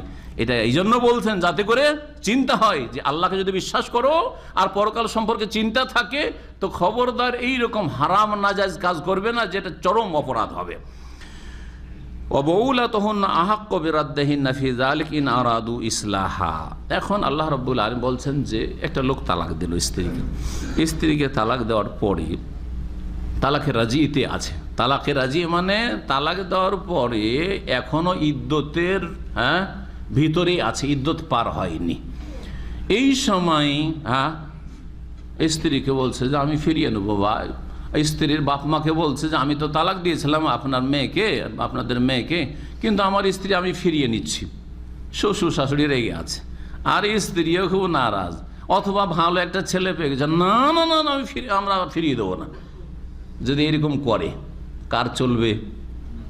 স্ত্রীর চলবে, স্ত্রীর বাপ মায়ের চলবে, কারণ এখনো ইদ্যতের ভিতরে আছে। যতদিন ইদ্যতের ভিতরে আছে, এই 3 করু মানে 3 হাইজ বা 3 পবিত্রতার ভিতরে আছে, ততদিন তার স্ত্রী বলেই স্বীকৃত। সুতরাং তার বাড়িতেই থাকবে, এক বিছানে থাকবে না, এক কক্ষে থাকবে না, কক্ষ আলাদা করে দিবে, কিন্তু এক বাড়িতে থাকবে। ওয়ালা তুখরিজুহুন্না মিন বুয়ুতিহিন্না ইল্লা ইয়াতিনা বিফাহিশাতিন মুবায়্যানা। আল্লাহ রাব্বুল আলামিন সূরা তালাকে বলেছেন তাদেরকে তোমাদের বাড়ি থেকে বের করে দেবে না। আমাদের দেশের জাহেলরা কি করে, তালাক দেওয়ার সাথে সাথে লাথি দিয়ে স্ত্রীকে খারাপ আচরণ করে বাড়ি থেকে বের করে দেয়, বাড়ির বাইরে তাড়িয়ে দেয়। আর তাড়িয়ে নাও দিল, তালাক দিয়েছে, কাঁদতে কাঁদতে বাপের বাড়ি হাঁটলো, করে না। অথবা শুনতে পেয়েছে, বাপ মা শুনতে পেয়েছে আমার মেয়েকে তালাক দিয়েছে, চলে আসলো, সব বাপ ভাই সব চলে আসলো, সাথে সাথে উঠিয়ে নিয়ে চলে গেল। সবগুলি নাজায়েজ কাজ, সবগুলি হচ্ছে নাজায়েজ কাজ। বিয়ে তো নাজায়েজ, তালাকও নাজায়েজ, আর নাজায়েজ সব আমাদের সমাজে। আউযুবিল্লাহ, কত যে মাসআলা জানা জরুরি, এসব মাসআলা যারা যে কাজটা করবেন তার আগে জানা ফরজ। তালাক দেবেন, তালাকের মাসাইল জানা ফরজ। বিয়ে করবেন, বিয়ের মাসাইল জানা ফরজ, ইত্যাদি। তাই আল্লাহ বলছেন ওয়াবউলাতুহুন্না, বাল মানে হচ্ছে স্বামী, ওর বহু বচন হচ্ছে বউলা। ও বউলাতুহুন্না, আর নারীদের স্বামীরা আহাক্কু বিরাদ্দিহিন্না, তাদেরকে ফিরিয়ে নেওয়ার ক্ষেত্রে বেশি অধিকার রাখে। ফি যালিকা, এই ক্ষেত্রে মানে তালাকে রাজির ক্ষেত্রে, অর্থাৎ এখনো যে ইদ্যতের ভিতরে আছে এই সময়কালে। ইন আরাদু ইসলাহা, যদি তারা আপোষে মীমাংসা চায়, সমস্যার নিষ্পত্তি চাই। ইন আরাদু ইসলাহ, তাহলে আল্লাহ একটা শর্ত লাগিয়েছেন, দেখেন ফিরিয়ে নিতে পারবেন, কিন্তু উদ্দেশ্য কি হতে হবে? সংস্কার করা, সংশোধন করা, মিলে জুলে চলবো, আমিও মেনে নেব আর আমার স্ত্রীও মেনে নেবে, দুইজনেই মানতে রাজি, আমরা এখন ঠান্ডা মেজাজে সংসারটা গড়ে তুলব, এই উদ্দেশ্য যদি থাকে তাহলে ফিরিয়ে নেওয়ার অধিকার আছে। কিন্তু বুঝতে পারছেন যে ছেলে বদমাইশ, ও করছে কি, আর এরকম করতো জাহিলিয়াতের যুগে, একে ঝুলিয়েই রাখবো, অন্য জায়গায় বিয়েও যেন না করতে পারে, আর আমিও একে সুখে রাখবো না, খেলতামাশার মতো। তালাক দিল, আর তালাক দেওয়ার পরে ইদ্যত শেষ হতে যাচ্ছে, ইদ্যত শেষ হওয়ার কয়েকদিন আগে আবার ফিরিয়ে দিল, ফিরিয়ে নিয়ে কিন্তু সুখ শান্তিতে রাখছে না। তারপরে আবার কয়েকদিন পরে আবার তালাক দিয়ে আবার তিন মাস বা 3 মাসিক বা 3 পবিত্রতা তুই থাক, এইরকম করেই থাক। না, যদি তোমার উদ্দেশ্য থাকে যে আমি একে নিয়ে সংসার করতে পারবো, আর স্ত্রীও চায় যে এর ঘরেই আমি আমার জীবনটা কাটাবো, তাহলে ফিরিয়ে নেওয়ার এই স্বামী বেশি অধিকার রাখে। ইন আরাদু ইসলাহা ওয়ালাহুন্না মিসলুল্লাযী আলাইহিন্না বিল মারুফ ওয়ালি রিজালি আলাইহিন্না দারাজা। এখানে স্বামী স্ত্রীর অধিকারের কথা বলছেন। স্বামী স্ত্রীর অধিকার সম্পর্কে যারাই ওয়াজ করে বা আলোচনা করে এই আয়াতের অংশটুকু তারাকে তেলাওয়াত করতে হয় বা তেলাওয়াত করে, কারণ এই মর্মে গুরুত্বপূর্ণ একটা আয়াতের অংশ। আল্লাহ কি বলছেন? ওয়ালাহুন্না মিসলুল্লাযী আলাইহিন্না বিল মারুফ, নারী জাতির জন্য অনুরূপ রয়েছে, ওই রকমই রয়েছে যেমনটা তাদের ওপর স্বামীদের ক্ষেত্রে দায়িত্ব রয়েছে বিল মারুফ, সদাচরণের সাথে বা প্রথাগতভাবে। কি অর্থ, কি অর্থ, কি বুঝলেন? কে বুঝেছে একটু বুঝান তো দেখি। ওয়ালাহুন্না মিসলুল্লাযী আলাইহিন্না বিল মারুফ, নারী জাতির তেমনই অধিকার রয়েছে, হ্যাঁ, যেমন তাদের ওপর স্বামীর অধিকার রয়েছে বিল মারুফ, প্রথাগতভাবে বা সদাচরণের সাথে। কি বুঝলেন? অর্থাৎ যেমন স্বামীর ক্ষেত্রে স্ত্রীর কর্তব্য রয়েছে যে স্বামীর অনেক অধিকার রয়েছে, হক রয়েছে, হ্যাঁ, স্বামীর সেবা করবে আর স্বামীর কথা মেনে চলবে, স্বামীর খেয়ানত করবে না, আর স্বামীর বাড়ি ঘরে ধন সম্পদের হেফাজত করবে, ছেলে মেয়েদের প্রতিপালন করবে, ইত্যাদি ইত্যাদি সব যা রয়েছে। ঠিক তেমনই স্ত্রীরও হক রয়েছে। স্বামী অসুস্থ হলে যেমন স্ত্রীকে খেয়াল রাখতে হবে, স্ত্রী অসুস্থ হইলেও আপনার উচিত খেয়াল রাখা, চিকিৎসার ব্যবস্থা করা। আপনার ওপর বেশ কিছু দায়িত্ব দেওয়া হয়েছে, দায়িত্ব ভাগ করে দেওয়া হয়েছে। ভরণ পোষণের দায়িত্বটা আপনার ওপর চাপানো হয়েছে, আর বাড়ি ঘরের দেখাশোনা, ছেলে মেয়েদের প্রতিপালন, আপনার ধন সম্পদের সুরক্ষা, হেফাজত করা এবং ইজ্জতের হেফাজতের সাথে থাকা, এই দায়িত্বগুলি দেওয়া হয়েছে স্ত্রীকে। জি হ্যাঁ, ওয়ালাহুন্না মিসলুল্লাযী আলাইহিন্না বিল মারুফ, স্বামী স্ত্রীর অধিকার বিস্তারিত এখন বলছি না, কারণ সময় আমাদের এত সাথ দেবে না। তবে এর উপরে আলোচনা আমাদের পৃথক পৃথক আছে। স্বামী স্ত্রীর অধিকার বলেও আছে, শুধু নারীদের অধিকারও আছে, আর স্বামীর হক স্ত্রীর ওপর এইসব আলোচনাগুলি আছে, আর অন্যান্য শায়েখদেরও আছে। সেগুলি শুনে বা পড়েও আপনারা উপকৃত হতে পারবেন। তবে হকের দিক থেকে সমান। একটা কথা কি জানলাম আমরা? অধিকারের দিক থেকে স্বামীর অধিকার স্ত্রীর ওপর রয়েছে, স্ত্রীর অধিকার স্বামীর ওপর রয়েছে। যদিও কাজগুলি ভিন্ন ভিন্ন রয়েছে, কিন্তু অধিকার একের অপর ওপর অধিকার হক রয়েছে। দুজনই সমান কি তাহলে? আল্লাহ বলছেন না, দুজনে সমান না। ওয়ালি রিজালি আলাইহিন্না দারাজা, তবে পুরুষদের নারীদের ওপর বিশেষ মর্যাদা রয়েছে, বিশেষ মর্যাদা রয়েছে বা কিছু মর্যাদা রয়েছে। বিশেষ মর্যাদা বা কিছু মর্যাদা এই জন্য বললাম যে দারাজা, আল্লাহ বলছে দারাজা, জি একটা নাকেরা বলেছেন। বিশেষ মর্যাদার জন্য বললাম যে সীমাহীন মর্যাদা নেই। কথা বোঝা গেছে? সীমাহীন মর্যাদা নেই যে আপনি মনে করবেন যে আমি যখন স্বামী আমার সব কথাই শুনতে হবে, গুনার কথা শুনতে হবে, ফরজ তরক করার কথা শুনতে হবে, রমজান মাসে যদি বলে তোকে রোজা রাখতে হবে না, আমার দিনে প্রয়োজন শুনতে হবে, মাসিক অবস্থায় আমার প্রয়োজন শুনতে হবে, হ্যাঁ, গুনহার কাজ করতে বলছে শুনতে হবে, হ্যাঁ, মেহমান অতিথি এসছে তাদের সামনে তুমি এসো, একটু মেকআপ করে এসো, আর আমার বন্ধু বান্ধব একটু তোমাকে দেখবে আর তুমি তাদেরকে খাবার পরিবেশন করবে, শুনতে হবে না? শুনতে হবে না। লা তাআতা লিমাখলুকিন ফিমা মাসিয়াতিল খালিক, মর্যাদা আছে কিন্তু সীমাহীন মর্যাদা নেই। স্বামীকে সেজদা করা যাবে না, এই জন্য বলে বিশেষ মর্যাদা আছে। ওই জায়গায় মর্যাদা থেকে ওর উপরে আর দেওয়া যাবে না, ওর উপরে আর দেওয়া যাবে না। সে তার স্বামীকে সেজদাও দেওয়া যাবে না, আর স্বামীর পাপের কথা শোনাও যাবে না। স্বামী যদি অন্যায় কোনো করতে বলে তা অন্যায়ও করা যাবে না, কারো ক্ষতি করতে বলে ক্ষতিও করা যাবে না, ইত্যাদি ইত্যাদি। আল্লাহকে অসন্তুষ্ট করে মানুষকে সন্তুষ্ট করা হারাম। আল্লাহকে অসন্তুষ্ট করে, নারাজ করে, আল্লাহর নাফরমানি করে কোনো মানুষকে রাজি করা যাবে না, না শাসককে, আর না বাপ মাকে, না স্বামীকে, না স্ত্রীকে। এগুলো বাকি ক্ষেত্রে বুঝলেও আমাদের পুরুষরা স্ত্রীকে রাজি করে আল্লাহকে নারাজ করে। কেমন করে? দাড়ি মুন্ডন করে, হ্যাঁ, অজুহাত একটাই যে আমার স্ত্রী রাজি হয়েছে না, স্ত্রী রাজি হয়েছে না। আল্লাহ নারাজ, অসুবিধা নাই, স্ত্রী যে রাজি না। হ্যাঁ, দাড়িটা সৃষ্টি করেছে স্ত্রী, দাড়িটা সৃষ্টি করেছে স্ত্রী। সুতরাং স্ত্রী যদি দাড়ি ছাড়তে না বলে কেমন করে ছাড়বো? হ্যাঁ, আউযু বিল্লাহ, আউযু বিল্লাহ, একটু আল্লাহকে ভয় করুন। বলে রিজালি আলাইহিন্না দারাজা, আল্লাহু আজিজুন হাকিম, আল্লাহ রাব্বুল মহাপরাক্রান্ত এবং বিজ্ঞানময়। আত-তালাকু মাররাতান, আল্লাহ রাব্বুল বলছেন তালাক হচ্ছে দুইবারে, তালাক হচ্ছে দুইবারে। আল্লাহ কি বলেন? তালাক মাররাতান বলেন। আত-তালাকু তালকাতান, এটা তো বলতে পারতেন। তালাক দুইটা, দেখেন পার্থক্য, বাংলার ভাষার পার্থক্যটা বুঝেন।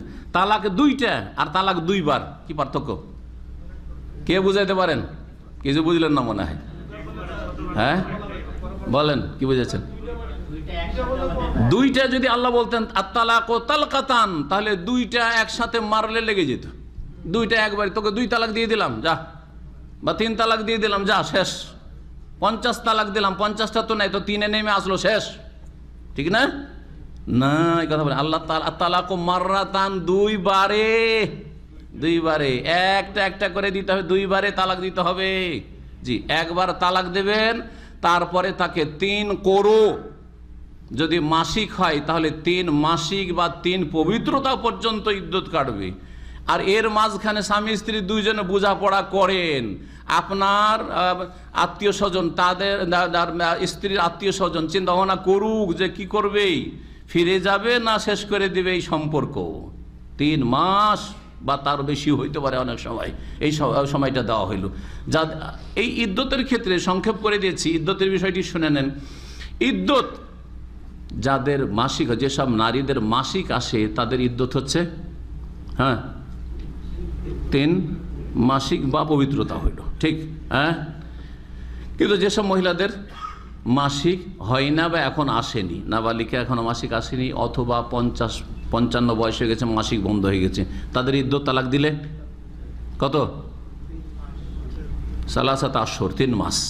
ওয়াল্লাহি ইয়াইসনা মিনাল মাহিদ মিন নিসাইকুম ইন ইরতাবতুম ফাইদ্দাতুহুন্না 3 আশহুর। যেসব মহিলারা নিরাশ হয়ে গেছে মাসিক থেকে, আর বাচ্চা কাচ্চা হবে না কারণ মাসিক বন্ধ হয়ে গেছে।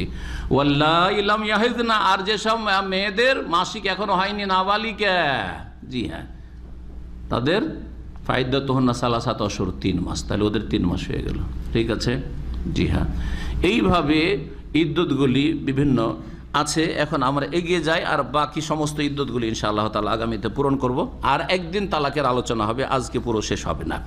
আল্লাহ রাব্বুল বলছেন যে তালাক দুইবারে, তাহলে তালাক একটা একটা করে দিতে। ফাইমসাকুম বিমারুফিন, একবার তালাক দেওয়ার পরে, একবার তালাক দেওয়ার পরে ফাইমসাকুন বিমারুফিন, সদ্ব্যবহারের সাথে নিজের কাছে রেখে নাও।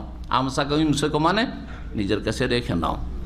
আও তাসরিহুন বিইহসান মানে ফিরিয়ে নাও আর কি। আও তাসরিহুন বিইহসান, আর না হলে কি করো? তাসরিহ মানে ছেড়ে দাও, বিদায় করে দাও, বিইহসান সদাচরণের সাথে। বিদায় করলেও ভালোভাবে বিদায় করো, যাতে খুশি হয়ে বিদায় হয়, সন্তুষ্ট হয়ে বিদায় হয়। হ্যাঁ, আক্রোশের সাথে বিদায় করিও না, মানহানি করে, লাঞ্ছিত অপদস্থ করে, মারধর করে বিদায় করিও না, গালমন্দ করে বিদায় করিও না, বা খারাপ ব্যবহার করে বিদায় করিও না। তাসরিহুন বিইহসান। আমাদের দেশের তালাক দেনেওয়ালারা এইরকম করে কি? চিন্তা করেন তো, কত যে খারাপ ব্যবহার করে স্ত্রীর সাথে, ওর বাপ মায়ের সাথে। যারাই এসছে বিচার সালিসের জন্য, ওই গ্রামবাসী, ওখান থেকে যারা আত্মীয় স্বজন, তাদেরকে যে কত লাঞ্ছিত অপদস্থ করে। আউযু বিল্লাহি মিনাশ শাইতানির রাজিম। অথচ আল্লাহ বলছেন বেএহসান। ওলামারা বলছেন যে এহসান, যা দিয়ে এহসান হইতে পারে, সুতরাং কিছু গিফট দিয়ে দিলেন, উপঢৌকন দিয়ে দিলেন, বা যেগুলো অলংকার গয়না দিয়েছিলাম চলো দিয়ে দিচ্ছে, আর নেব না, ধরেন যদি পারেন তাহলে, না হলে কিছু নেব না আমি, হ্যাঁ। আর তারপরে ভালো ভাষা দিয়ে, আর কিছু কাপড় চোপড় দিয়ে, আরও মেলা রকমভাবে হতে পারে। আও তাসরিহুন বিইহসান।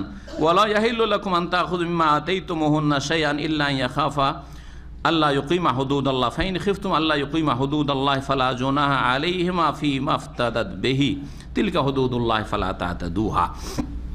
আল্লাহ বলছেন যে তোমাদের জন্য হালাল নয় আন তাখুযু মিম্মা আতাইতুমুহুন্না শাইআন, যা স্ত্রীদেরকে দিয়েছো তা থেকে কোনো কিছু তোমরা ফিরিয়ে নেবে। মোহর দিয়েছেন আর তারপরে তালাক দিচ্ছেন। তালাক দিয়ে তো মোহর দিয়েছিলাম একে ভোগ করার জন্য, আর একে তালাকই দিয়ে দিলাম, তো কেন মোহর দেব?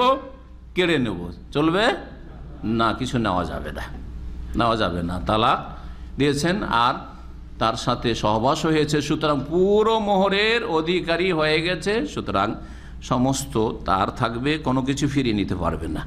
তবে একটি অবস্থায় নেওয়ার অধিকার আছে, সেটা হচ্ছে বিশেষ রকমের তালাক, যেটাকে বলা হয় খোলা। কি বলা হয় সেটাকে? খোলা বলা হয়। খোলাটা বিবাহ বিচ্ছেদ না খোলা এক রকমের তালাক, এই নিয়ে ফোকাহাদের ইমাম শাফি আর ইমাম আবু হানিফার দ্বিমত থাকলেও অসুবিধা নেই। তালাক বললেও বলা যেতে পারে, অথবা এটাকে ফাসকে নিকাহ বা বিবাহ বিচ্ছেদ বললেও বলা যেতে পারে। এক কথায় খোলা। খোলা কাকে বলে? আজকাল অনেকে প্রশ্ন করে যে স্ত্রী আমাকে তালাক দিয়েছে। না, ভুল কথা এটা। এটা ইহুদি খ্রিস্টানদের ধর্ম। ইসলাম ধর্মে স্ত্রী তালাক দেওয়া নাই, স্ত্রী তালাক দেওয়া নেই। তবে স্ত্রী খোলা নিয়েছে, কথাটা শিখে নেন, ইসলামী কথা শিখেন। কি স্ত্রী কি করেছে? আমার কাছ থেকে খোলা নিয়ে নিয়েছে। খোলা নেওয়ার তরিকা হচ্ছে যে স্ত্রী নিজেই স্বামীকে বলবে যে দেখো তোমার সাথে আমি চলতে পারছি না, তো তুমি আমাকে তালাক দিয়ে দাও। বলছে না, আমি তালাক দেবো না, আমি তালাক দেব না। তুমি তালাক নিতে পারো, খোলা যদি নাও নিতে পারো, আমি তালাক দেবো না, কারণ আমি তোমাকে পছন্দ করি, রাখতে চাই। এখন তালাক দিচ্ছে না, আর ও থাকতেও চাইছে না। বিনা কারণে যদি চলে যায়, শরীয়তি কোনো কারণ না থাকে, তাহলে গুনাহগার হবে। আর নবী সাল্লাল্লাহু আলাইহি ওয়াসাল্লাম তাকে নাফরমান বলেছেন, হ্যাঁ, বড় গুনাহগার হবে ওই মহিলা, জান্নাত পাবে না, এরকম কথাও রয়েছে। কিন্তু যদি কারণ থাকে, হ্যাঁ, যৌন সম্পর্কীয় কারণ অথবা চারিত্রিক কারণ, ইবাদত বন্দেগীর ক্ষেত্রে, আকীদার ক্ষেত্রে, দ্বীনি কোনো কারণ এক কথায় আছে, বা অবিচার করছে, হক আদায় করছেন না, সব ঠিক আছে, আকীদা ঠিক আছে, ইবাদতও ঠিক আছে, আখলাক চরিত্র ঠিক আছে। আখলাক চরিত্র বা ঠিক কি করে? এটাও আখলাক চরিত্র যে আপনি এই ফরজ দায়িত্ব নিয়েছেন, তারা ভরণ পোষণ ঠিকভাবে দিচ্ছেন না, আপনি জুলুম অত্যাচার করছেন, সব কিছু ছেড়ে দিয়েছেন, আমার বাপ দেবে, আমার মা দেবে, ওর কাছে নেই, জুলুম, আর ওরা জুলুম করছে, আপনি এই জুলুমের অবসান করছেন না। সেই ক্ষেত্রে হয়তো সে থাকতে চাই না, তা অধিকার আছে তার না থাকার। এখন আপনি তালাক যখন না দেবেন, সে তালাক কি করবে? নিয়ে নেবে। এর নাম হচ্ছে খোলা। সমঝোতার মাধ্যমে প্রথম বলবে যে আমাকে তুমি ছেড়ে দাও, আমি যে মোহর তুমি দিয়েছো সে মোহরটা তোমাকে কি করছি? ফিরিয়ে দিচ্ছি। পুরোটাই ফিরিয়ে দেবে, অথবা আংশিক কিছু দিয়েই যদি স্বামী রাজি হয়ে যায় সেটাও চলতে পারে। জি, জরুরি নয় যে পুরোটাই ফিরিয়ে দিতে হবে। কিন্তু যদি স্বামী বলে যে না আমি পুরো ফিরিয়ে না পেলে নয়, তাহলে পুরোই ফিরিয়ে দিচ্ছি।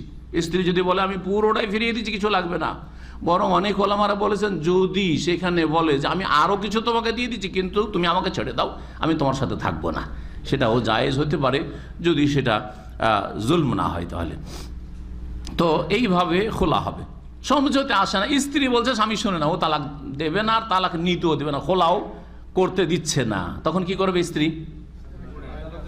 আদালতের আশ্রয়, আইনের আশ্রয় নেবে, আদালতে যাবে। আদালত তখন ডাকবে, হ্যাঁ, ছেলেকে, আর ছেলেকে বলবে যে তোমার স্ত্রী তোমার সংসারে থাকতে চাই না, সুতরাং তুমি তাকে ছেড়ে দাও, আর এই মোহরানা তোমাকে ফিরিয়ে দিচ্ছে, তুমি নিয়ে নাও। নবী করিম সাল্লাল্লাহু আলাইহি ওয়াসাল্লাম তাই করেছেন। এটা হচ্ছে খোলা। সে যদি হাজির না হয়, হ্যাঁ, সে যদি হাজির না হয়, অথবা হাজিরা দিল কিন্তু বলছে না না না না আমি খোলা, আমি মোহরানা নেব না, ওকে ছাড়বো না, তখন এই স্বামীর কথা শোনা যাবে না। তখন শাসকের প্রতিনিধি হচ্ছে আদালত, আদালতের কাজী কি করবে? আর যেই দেশে ইসলামিক আদালত নাই বা মুসলিম আদালত নেই, সেখানে এলাকার প্রভাবশালী দিনদার ব্যক্তি হতে পারে, তিনি আলেমও হইতে পারেন, আবার তিনি দুনিয়ার ক্ষেত্রে হয়তো সেখানকার প্রভাবশালী। তাদের যে অমুসলিম দেশগুলিতে এইরকমটা করা যেতে পারে ওলামারা বলছেন, কারণ সেখানে ইসলামিক স্টেট নেই বা ইসলামের কোনো আদালত নেই, হয়তো পার্সোনাল লও নেই, হয়তো সেই আদালতে পার্সোনাল লর যে বিবাহ শাদী তালাক আর মিরাস এইগুলি রয়েছে সেগুলি হয়তো নাই। তো ওগুলো না থাকলে ভালো একজন আলেমের কাছে যাবে বা মসজিদের ইমাম খতিবের কাছে যাবে, আর সেখানে বিবাহ বিচ্ছেদের ঘোষণা করে দেবে। কি করবে?